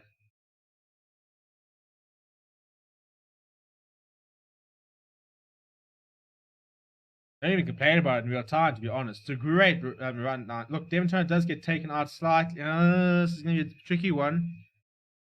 Devin Turner gets taken out slightly. Scott Penny out the game.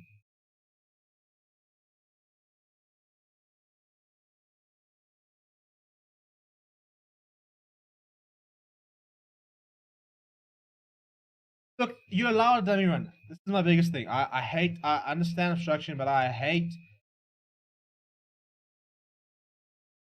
Oh, don't do that. Ah. You allowed a dummy runner though. This really, really frustrates me. And that commentators are right. No one in the Leinster side even said to the referee that was obstruction. You allowed a dummy runner. Reese Ruddock read it wrong. He went for the wrong player. You allowed a freaking dummy runner. What is the point? Ah! A drink. As Andrew Steele said, first phase tries just hit. I mean, it was a brilliant run. I mean, inside, outside, the pace, the power, we had everything, and you go and award that for. Sorry, I run out of words when it comes to refs sometimes. It's just so frustrating when you see something like that. There were no complaints from the Leinster side. Why even go and have a look? There's a penalty from Leinster. I mean, this is just going to end badly from Ulster now. Let me rechange this thing. It's just frustrating because there was no need for that. I mean, the Leinster players, when he made the break, weren't sitting there going, "You took me out, ref. You took me out." You know, you could see they got it wrong. You know, you were allowed a dummy runner. It wasn't like he was pulling people away and stuff like that. He tackled the wrong player. So that's frustrating. That is really, really frustrating. Just no reason. There's just no need to disallow that. That just creates a moment. You've given out 4 cards, and now you've just disallowed that try. I mean, Ulster fans are going to be fuming. Rightly so, in that try, for example. I think that's nonsense.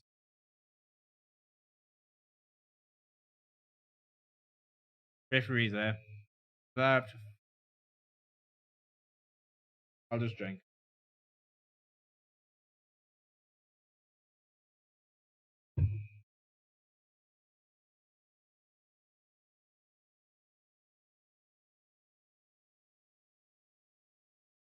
Referees for you, they get their heads into everything they want to.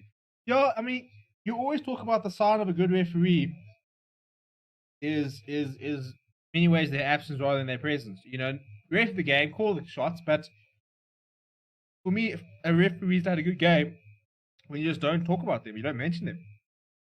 Where you almost at the end go, "Oh, actually, he had quite a good game." This is a very exciting player. Number 19 for Ulster, Cormac Izuchuku.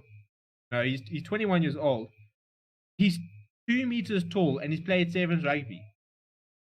So you're talking about somebody who's the size that he is. I mean, he's 2 meters tall, 114 kgs, and he's played sevens before. So you're talking about somebody that size with a good skill set, with a pace. Great combination. Very excited to see what he does. But Leinster are on the front foot here.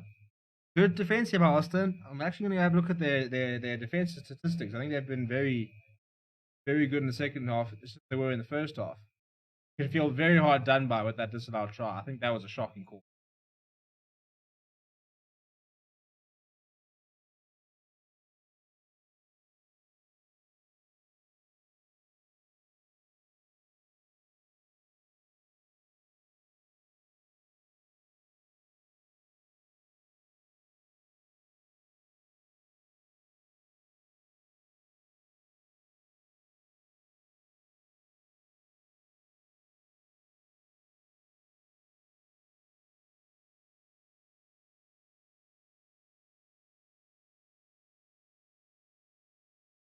Leicester good enough without causing a fair effect. They're leading, you know, because they're the better side. But allow us to play some rugby. Allow overlap.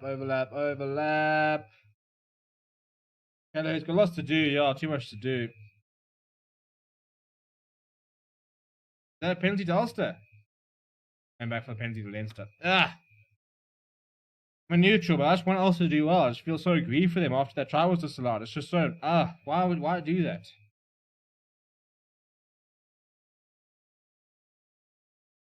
I'll tackle it for around the neck.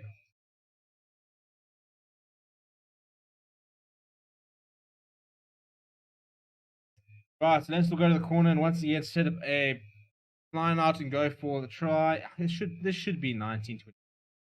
That's a game. That's a game there. That's the game we want to see. You don't want to see a 20, 31-12 game. I mean, really. a 5-point game that can also, you know, have a last couple-minute blitz to try and keep their hopes in the competition alive. We want to see, not this.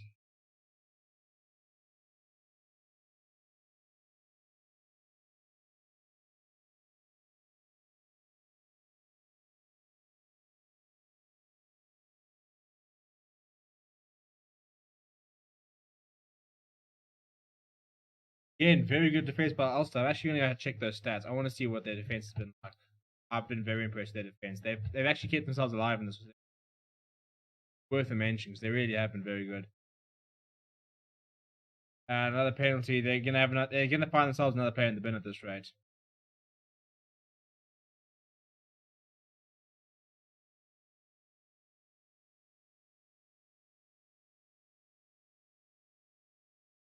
Farrell saying, I may be a Leicester fan, but I watch a tight game. Yeah, look, I mean, even as a Leicester fan, you must kind of wonder why it's being disallowed.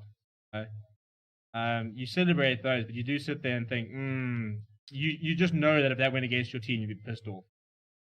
But Leinster look like they're going to go over here. The Ulster defense has been relentless. I'm trying to find the stats now. 154 tackles, 12 missed, 93% success rate. The Ulster defense has been very impressive. Once again, up short. This is about 6 phases right in the line that they've just held up.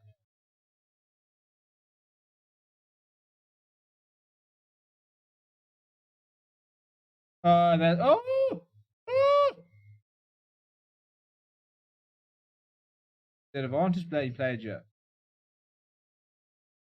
It's once again Dave Kearney, who looked like he was going to go over.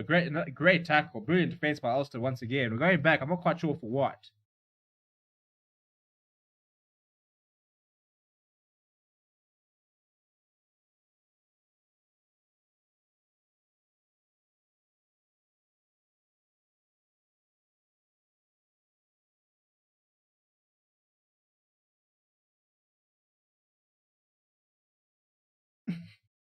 Gotta love the logic. You're under the cosh. You've had multiple phases where Leinster are all over you. You're gonna take a quick tap here. Papers. It's a big hitting. Also on their final warning for penalties in the danger zone. Captain's trying to have a word, saying, "But can I just alert something?" And the guy says, "No, we'll have a chat about that when we're not in this area." Like, mate, you're one penalty away from conceding a yellow card, going down to 13 men. You might concede a try, which won't let you around. If there was ever a time to point about something where you feel aggrieved, now is the time to listen. Once again, it's impressive. You've got to admit, it's impressive from Ulster.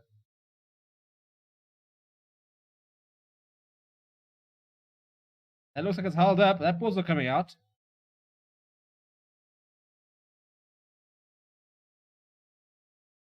Problem is, the scrum is not a particularly good result for Ulster because the Leinster scrum. Oh, he's gotten close there.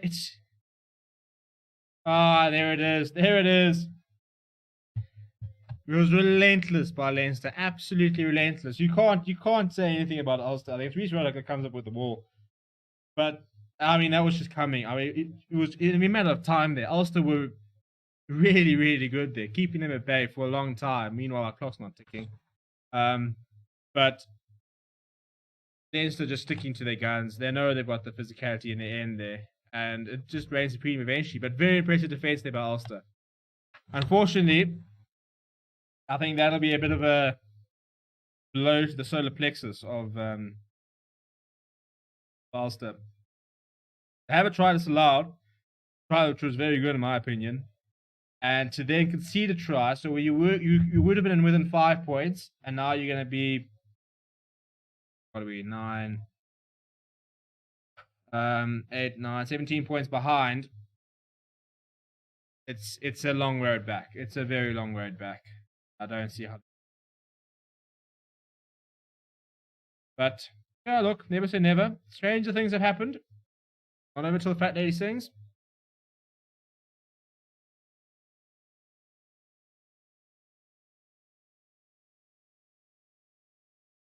But I suppose the big thing for Ulster, they didn't concede another yellow. I think they were one penalty away from conceding another yellow, and that would have been overs. Down to 13 men. Alright, so we've got 12 minutes left on the clock. And I think at this stage it's going to be a case of damage control for Ulster. And they'd like to score another try and try and make the scoreline a little bit more. That's a very good take. Very good take by Rob Little, who's on the field, 24 years old. Former Ireland under 20 player.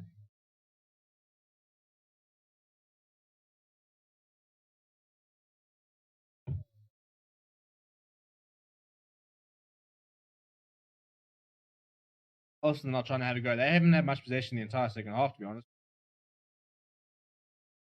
Nice carry there. It was a good offload. Oh, he's placed out wide, yeah. Don't play the cutout pass. Not sure that was the right option. He would have benefited from drawing a player there. It's a good run there by the youngster. Here he is, Zuchukwe. Zuchu, I suppose. They call him Izzy. Maybe we should just call him.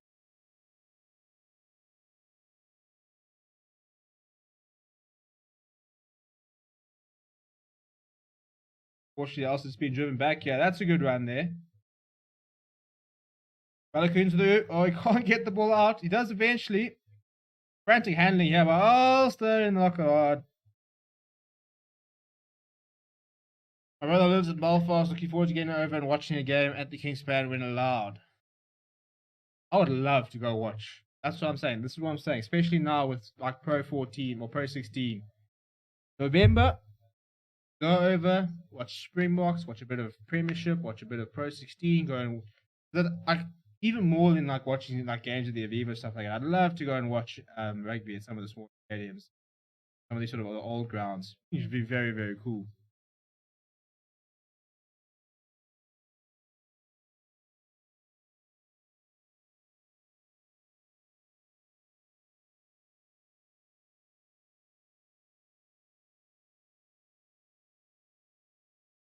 I got time off yet, just for a change.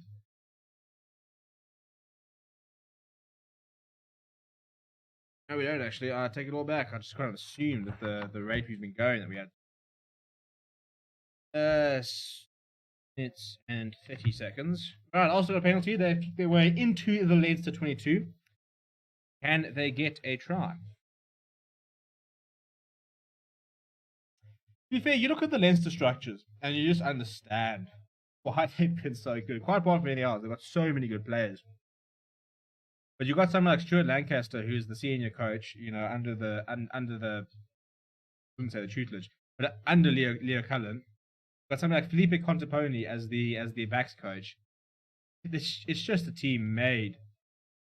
Yes, you've got the players, you've got the coaching staff. So yeah, I mean you can understand why they've been so dominant. Will this be another Pro 14 title for them? Moment, unless also do something really special, they are what, at one win a game away from seeding it. In which case, it's going to be the big derby game, the interprovincial game of Leinster Munster. There we go. The derby I've been to the most is Leinster Munster. You see, like that. I would love to watch a game like that. Yep, I need to try and win a lotto or something and try and go and watching games overseas.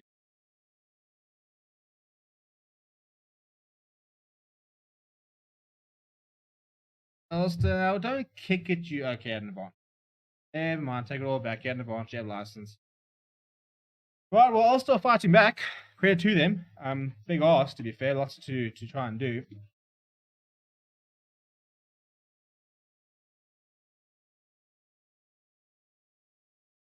I think it's offsides here. I can see a couple of Leinster playing. Droning offside there.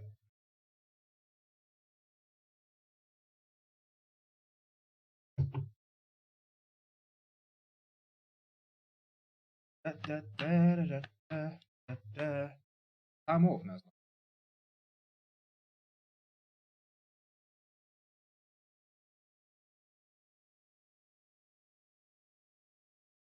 Right, we've got about under 17 minutes left. Ulster kick their way into the corner. Can they score a try? So much still for them to do, so it's very unlikely they're going to be able to do much, to be honest. But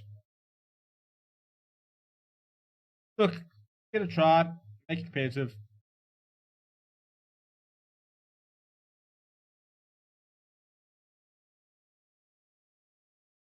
Ball's eventually set. Looked a bit messy in the beginning there. Scott Fardy's off, by the way. On comes Ross Maloney. Oh, that's a bit of a great run there by Alan McBurney. He gets held up. Leinster looking good here. I'm sorry, Ulster.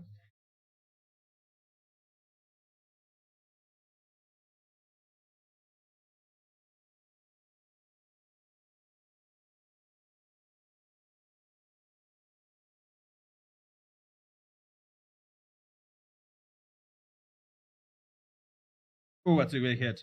That's a very good hit. That's a very good run there by Nick Timoney. Ulster right there. Can they score? Can they score? Come on, score. Make it interesting. Oof, that's a big hit. Very well read there. You have to try and go out wide, chaps. You have to try and go out wide.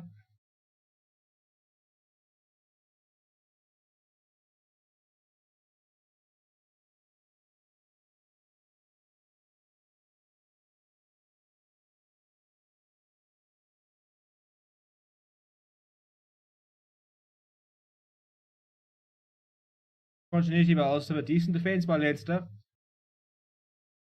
Come on, go to the back line. Try and be creative. That's a nice carry. That's a very nice carry. Do it more on the field. Good carry by him there. Pressure prop, Marty Moore asked to carry it up. Oh, that's a big. Oh, McCloskey comes just up. Don't think he's over. Don't think he's over. They've gone with held up. Brilliant defense by Leicester. Brilliant. Just tireless. Just drawing a line in the sand, deciding that you won't get further than me, mate. Sean Farrell saying Leinster versus Munster will be like Bulls versus Sharks. Tight derby.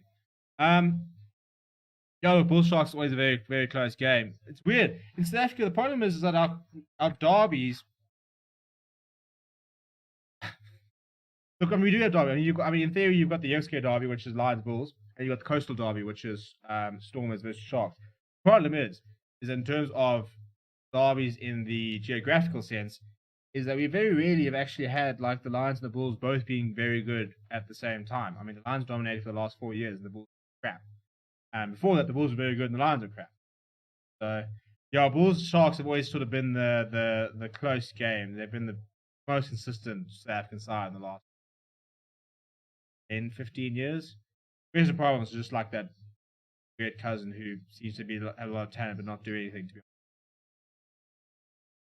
right, what can Ulster do? Can they score some points? They've got 15 minutes left. I'd like to see them score some points. They've actually played very well, considering that they're down to 14 men, that they were down to 13 men. I think it's a score that doesn't do them justice. Probably the best way I can say. I'm also very bored of doing watch-alongs with red cards. I mean, Six Nations, we've seen red cards everywhere. Wales been given a hard time with all their red cards they seem to have against them. I don't know what they're supposed to do there. I always love that logic of, oh, well, they beat a 14-man side. Well, they didn't get the red card. What are they supposed to do? Stupid. Alright, so scrum here by Ulster. They're going to want to try and get this in and get this out very quickly. Scrums have not been good throughout the game. But we have another reset.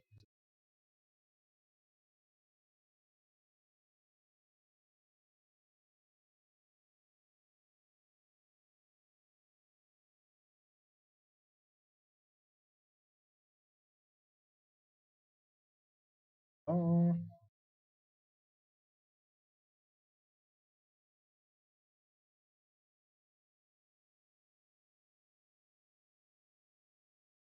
Oh, here we go. It's too early, I think, there from Cooney. It's a decent run there by Michael Lowry, but he just doesn't have the size, really. Not the pace, but not the size. Oh dear, he's been driven back there. I don't know who that was. I also need to try and find something a bit creative here. Just running out of ideas. Oh, that's a good run there, to be fair. Good more, a bit of initiative. He's actually looked very good. He's hit the line very hard since he's come on. Credit to him.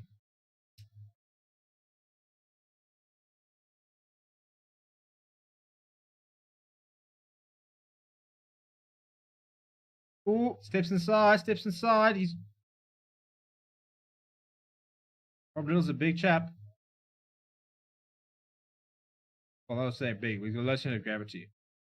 Packs a punch. They also over. Had they got the ball down though. Held up once again. This Leinster defense will not give up. They will not relent. That's brilliant by Leinster once again. They've held up Ulster We'll have another scrum. I mean, we've been in here for about the last 6 minutes, I reckon. They've kept the ball up like that. It's very, very impressive.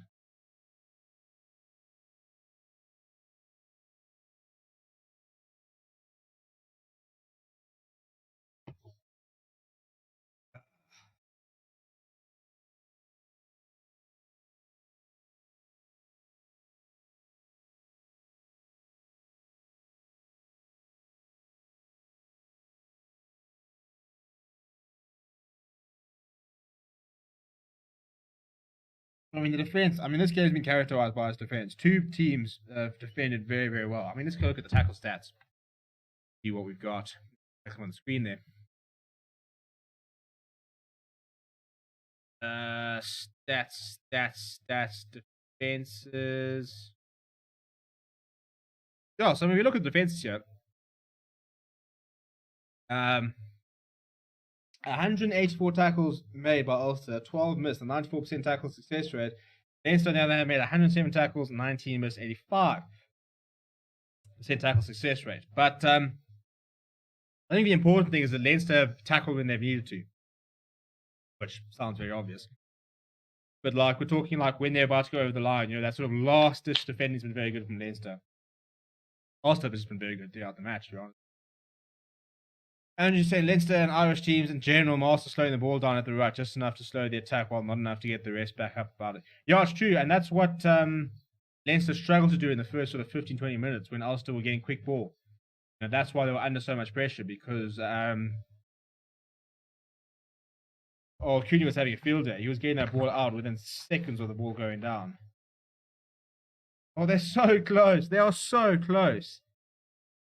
Oh, they've got another advantage. Here we go. You got an advantage. Do something with it. Coon sucks off one. Too much to do for the second. He stays inside though. Gone down. Managed to keep that though.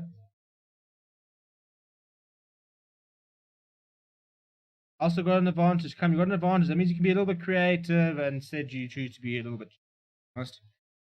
Oh, it's very frustrating for Ulster. And it's not really happening at the moment. They've got an advantage. They'll go back for the penalty, but just struggling to create something. I mean, they've been here for the best part about, what, 7 minutes? 8 minutes? Still haven't scored any points. Almost 10 minutes to go, so time has pretty much run.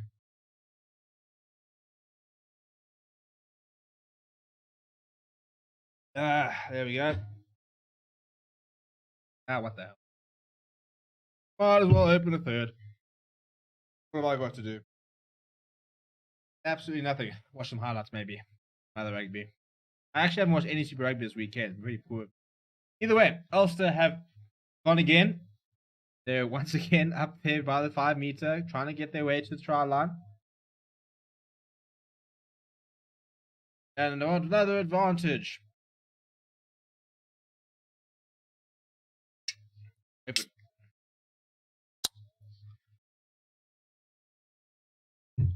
There's a cross kick there. From Maui. Coon goes up, doesn't manage to catch it though, so we'll go back for the pen. It must be yellow card territory, yeah, surely. Yeah, here we go. Right, yellow card, away team. I don't know who's getting it. Yeah, Reese Willock is off the field. That is the 5th card of the match. So not great, to be honest. Yeah, it's been a frustrating. I wouldn't say it's been a frustrating game. It's been quite a nice game to watch. It's been very close. It's been very, very defensive orientated. I wouldn't say we've seen a lot of free flowing rugby, but very good defense. But yeah, as we get into the 9 minutes, thank you everybody who's watching. Cheers mostly to Andrew and Sean who've been keeping the comments going. Yeah, to be honest, I just do this because yeah, I'm watching the match. Forces me to watch the match and forces me to like make sure I'm watching enough rugby. And it gives me a chance to chat to people from around the world. So this is a very cool thing. So it doesn't matter that we've only had 5-6 viewers. If you're one of them, please do subscribe. Jump in the comments. But I just enjoy having those conversations, getting different people's perspectives. Surely Ulster can score. Surely. Mate, you guys have been parked here for half an hour. You're gonna have to pay parking at this rate. Might as well take up some bloody. At least the trial line. That's over. Yeah, there we go. Well done. Well done. Ulster go over eventually. They've deserved that. They've been there for 10 minutes. Brilliant stuff. Shame. And as I said, shame. I think that a red card has messed up what would have been a very good match. I think it was a deserved red. I don't think he really can leave with an elbow. But been a good match. Despite not maybe being the best. I mean, we've seen lots of. It's been like sort of test match like, I suppose. You know, not a lot of free flowing rugby, very sort of tactical. I wouldn't say a lot of set pieces. We haven't had that many scrums, to be honest. I don't see how many scrums we've actually had. Hasn't been a lot. If it's been more than 6 or 7, I'd be surprised. But it's just been so tight in terms of the defense. Just two teams who just won't relent, really. A lot of tackles being made. A lot of very close, big hits being made. It's a good-looking kick. Oh, he's done it. 19 points to 31. A good kick there from Lowry. It's too little too late, unfortunately. They've got 7 minutes to try and turn around a 12-point deficit. That's 2 tries, 2 converted tries they need. So it is too late. But it's I think they deserve that. You know, they try and get something out of this. You know, they want to try and get a bonus point. Devin Toner's off was good actually after coming back from the yellow card. Yeah, I'm trying to find out how many scrums there were.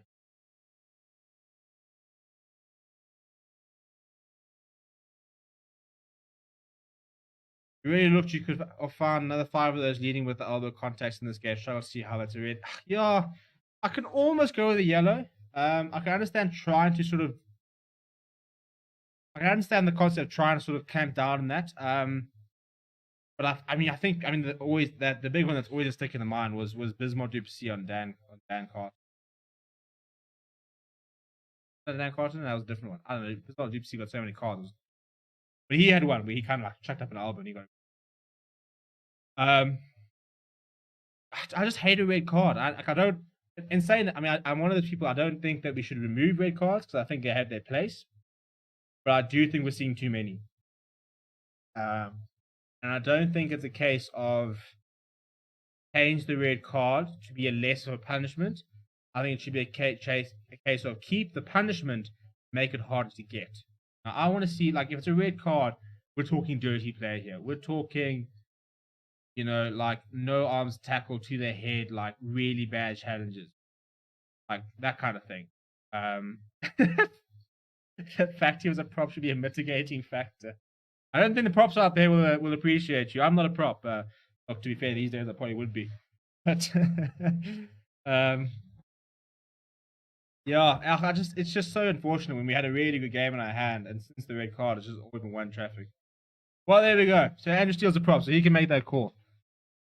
I don't want to say anything offensive against props. We often have somebody on the channel, Kanyo, who will definitely have him on for the Rainbow Cup.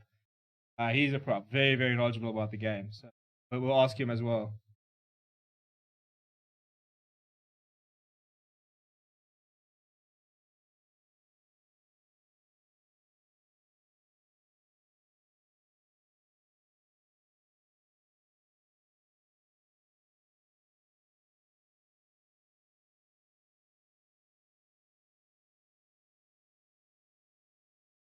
Prop last. To be fair, I think props in the last 5-6 years, like a whole different breed. I mean, the game of rugby has progressed immensely in the last 10 years. You look at some of the skill levels that we are seeing from players across the park. Gone are the days where a prop is just a really big chap that scrums. Gone are the days where a hooker just throws the ball to the line out. Between players like Dane Coles, now you've seen Locks with phenomenal offload. I mean, something like an RKS Neyman, the offload game he has. Mario Toji is basically like an extra loose forward. Roles are changing. There's still some purists. You got something like Frans Malherbe for South Africa.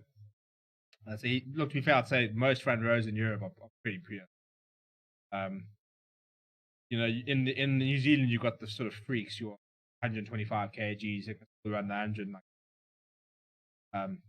yeah, shotgun not trying to tackle that crap. But yeah, the props are changing. It's no longer just really big. Also, some of the athletes that props are and the strength that we're seeing Monday, incredible. It's very interesting how the whole game. Wilco Loquin signing is a monster. Yeah, he's another one. Like that. I mean, we're talking about purist. I mean, supposed to be one of the strongest guys in South African rugby. So yeah, he'll be a good signing. I don't decide if I want to get a Leinster jersey. I think I do actually. I don't have any European. In fact, to be fair, I don't have any rugby jerseys apart from a Springbok and Lions jersey. I reckon I should try and start a bit of a collection. For my football jerseys, maybe I should start a rugby jersey. You know much about Bone Fenter? Edinburgh just signed him. Yeah, he's good. I was surprised that he got. He was talented. He played. I'm pretty sure he played SA under 20s. Decent scrummager. Pretty decent in the loose. Was quite. He had 2 or 3 pretty good games where he was up against some very good tight heads in the Currie Cup. Quite young, I think. I think he's about 22 or 23. Quite an exciting young prop. He's a good signing. He's a good signing. Oh, we've got another yellow card. Oh no, man. You just got to feel for Ulster. I mean, they've had a red card. They've now had their second yellow card, and it's the youngster that goes off. Or Cormac is a Chuku. Not entirely sure what it's for. Let's have a watch back here. I think it's just for not rowing. I think it's just too many penalties. Yeah, no, Bernfield's a good signing. Good scrummager. Nice and young. Lots still to learn. Quite a big chap. I think he's about 120 kgs. And Leicester go over. That connects up to 36. Right, so I said 20 points. 38. Oh, I'm going to be 1 point off. That's just frustrating. Credibility, though. You got to back it. Let me try and see if he did play SA20s. I'm pretty sure he did. Look like it might take. I have to take it all back. Yeah, it's a decent signing though. Just see how he does. A couple of players who've gone overseas. I think Ruben de Haas is another one from the Cheetahs who's now gone overseas to scrum off. I'm going to see Marco van Staden. Going to see Van Zale. He'll suit European rugby to Van Zale. But yeah, I mean, a shame. I feel sorry for Ulster. I think it's a tough game. I think is the word for it. Tough game. Started off so nicely. Looked really positive. Looked really good. They haven't had a. Yeah, I think a couple of rough decisions. I don't think it was maybe not a red. Definitely was a try. So I think Ulster fans can feel quite hard done by, but Leinster have been very. So no complaints. I think the better team is winning on the night. But I think a 5-point difference would have been a fairer score. As they add the extras, I think we have called it. I don't think we're going to have kickoff. It is past the 80-minute march. Scott Penny has been named man of the match. Carried the ball up a lot. We'll try and find the stats. We'll go through a bit of a post-match. You absolutely love South African front row. VPNL, Oli Kebble, Piers Koeman, Al Fenter. Oh, yeah. But to be fair, that whole squad is trying to bring the South Africans in has actually been a bit of a masterstroke. I mean, look at Drew and Van der Merwe. Which is weird, because it was never like... It was good in South Africa, but it was never like... People didn't sit there saying that's going to be a Springbok flyer and he's going to be fine. Doesn't help that South Africa's always had ridiculous wing. But he turned into an incredible player. But I think Bone will be another one off the conveyor belt.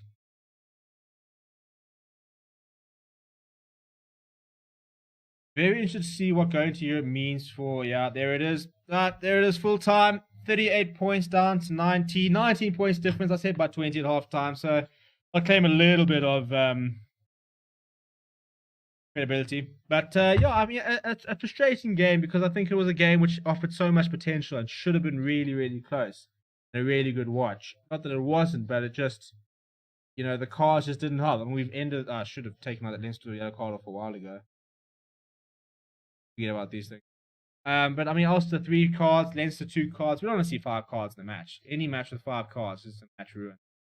But let's have a look at some of the stats before we end off. I've got a beer to get through, so I'm not going anywhere anytime soon. Right. Let me just refresh the page. And have a look at some of the stats. Got a stat tat. Right.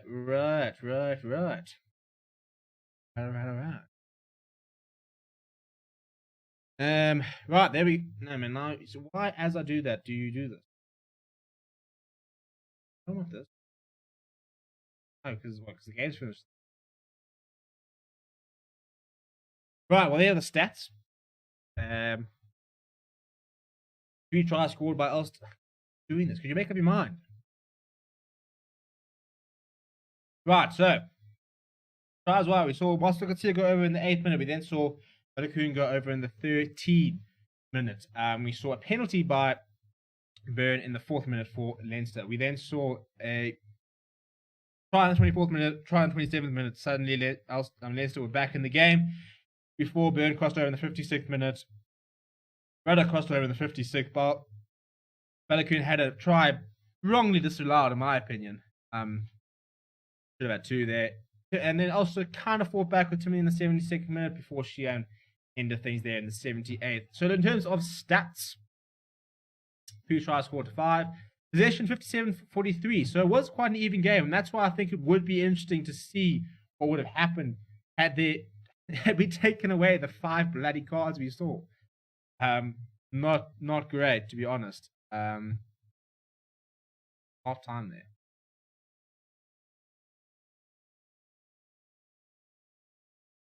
Might be jumping in here thinking they're catching the last few minutes. Full time. Yeah.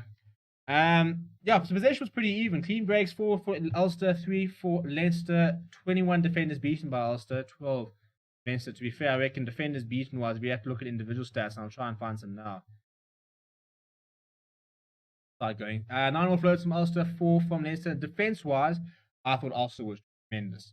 197 tackles made, 12 missed, and 94% tackle success rate. That is a really good showing. 88% tackle success rate for Leinster. Can't complain too much about that. They did, as I said, they only got better in the second half. 4 turnovers, 1 by Ulster, 2 by Leinster. I won't really look at the kicking. Penalties there, 10 penalties to 16. That was probably the biggest issue with Ulster. It is what got them all the cards. Just discipline wasn't what it probably should have been. Some of the big players there, successful carries there. Michael Bed 14 to Nick Timoney's 8. Ross Byrne 2 defenders beaten. James Hume 5. Meters gained. Balakoon was fantastic, 78 meters there. Scott Penny 57. Penny was still playing. Scott Penny 1 offload, and Uzuchukwu with 2 when he came off the bench. Eric O'Sullivan 25 tackles. That is an incredible effort. That is really, really top draw. That to have 25 tackles across that match is fantastic. Reece Ruddock with 17 is also a fantastic contribution. We're gonna go to the rugby pass here. So if any stats are wrong here, don't blame me. Blame it pass. But they do show the nice individual stats.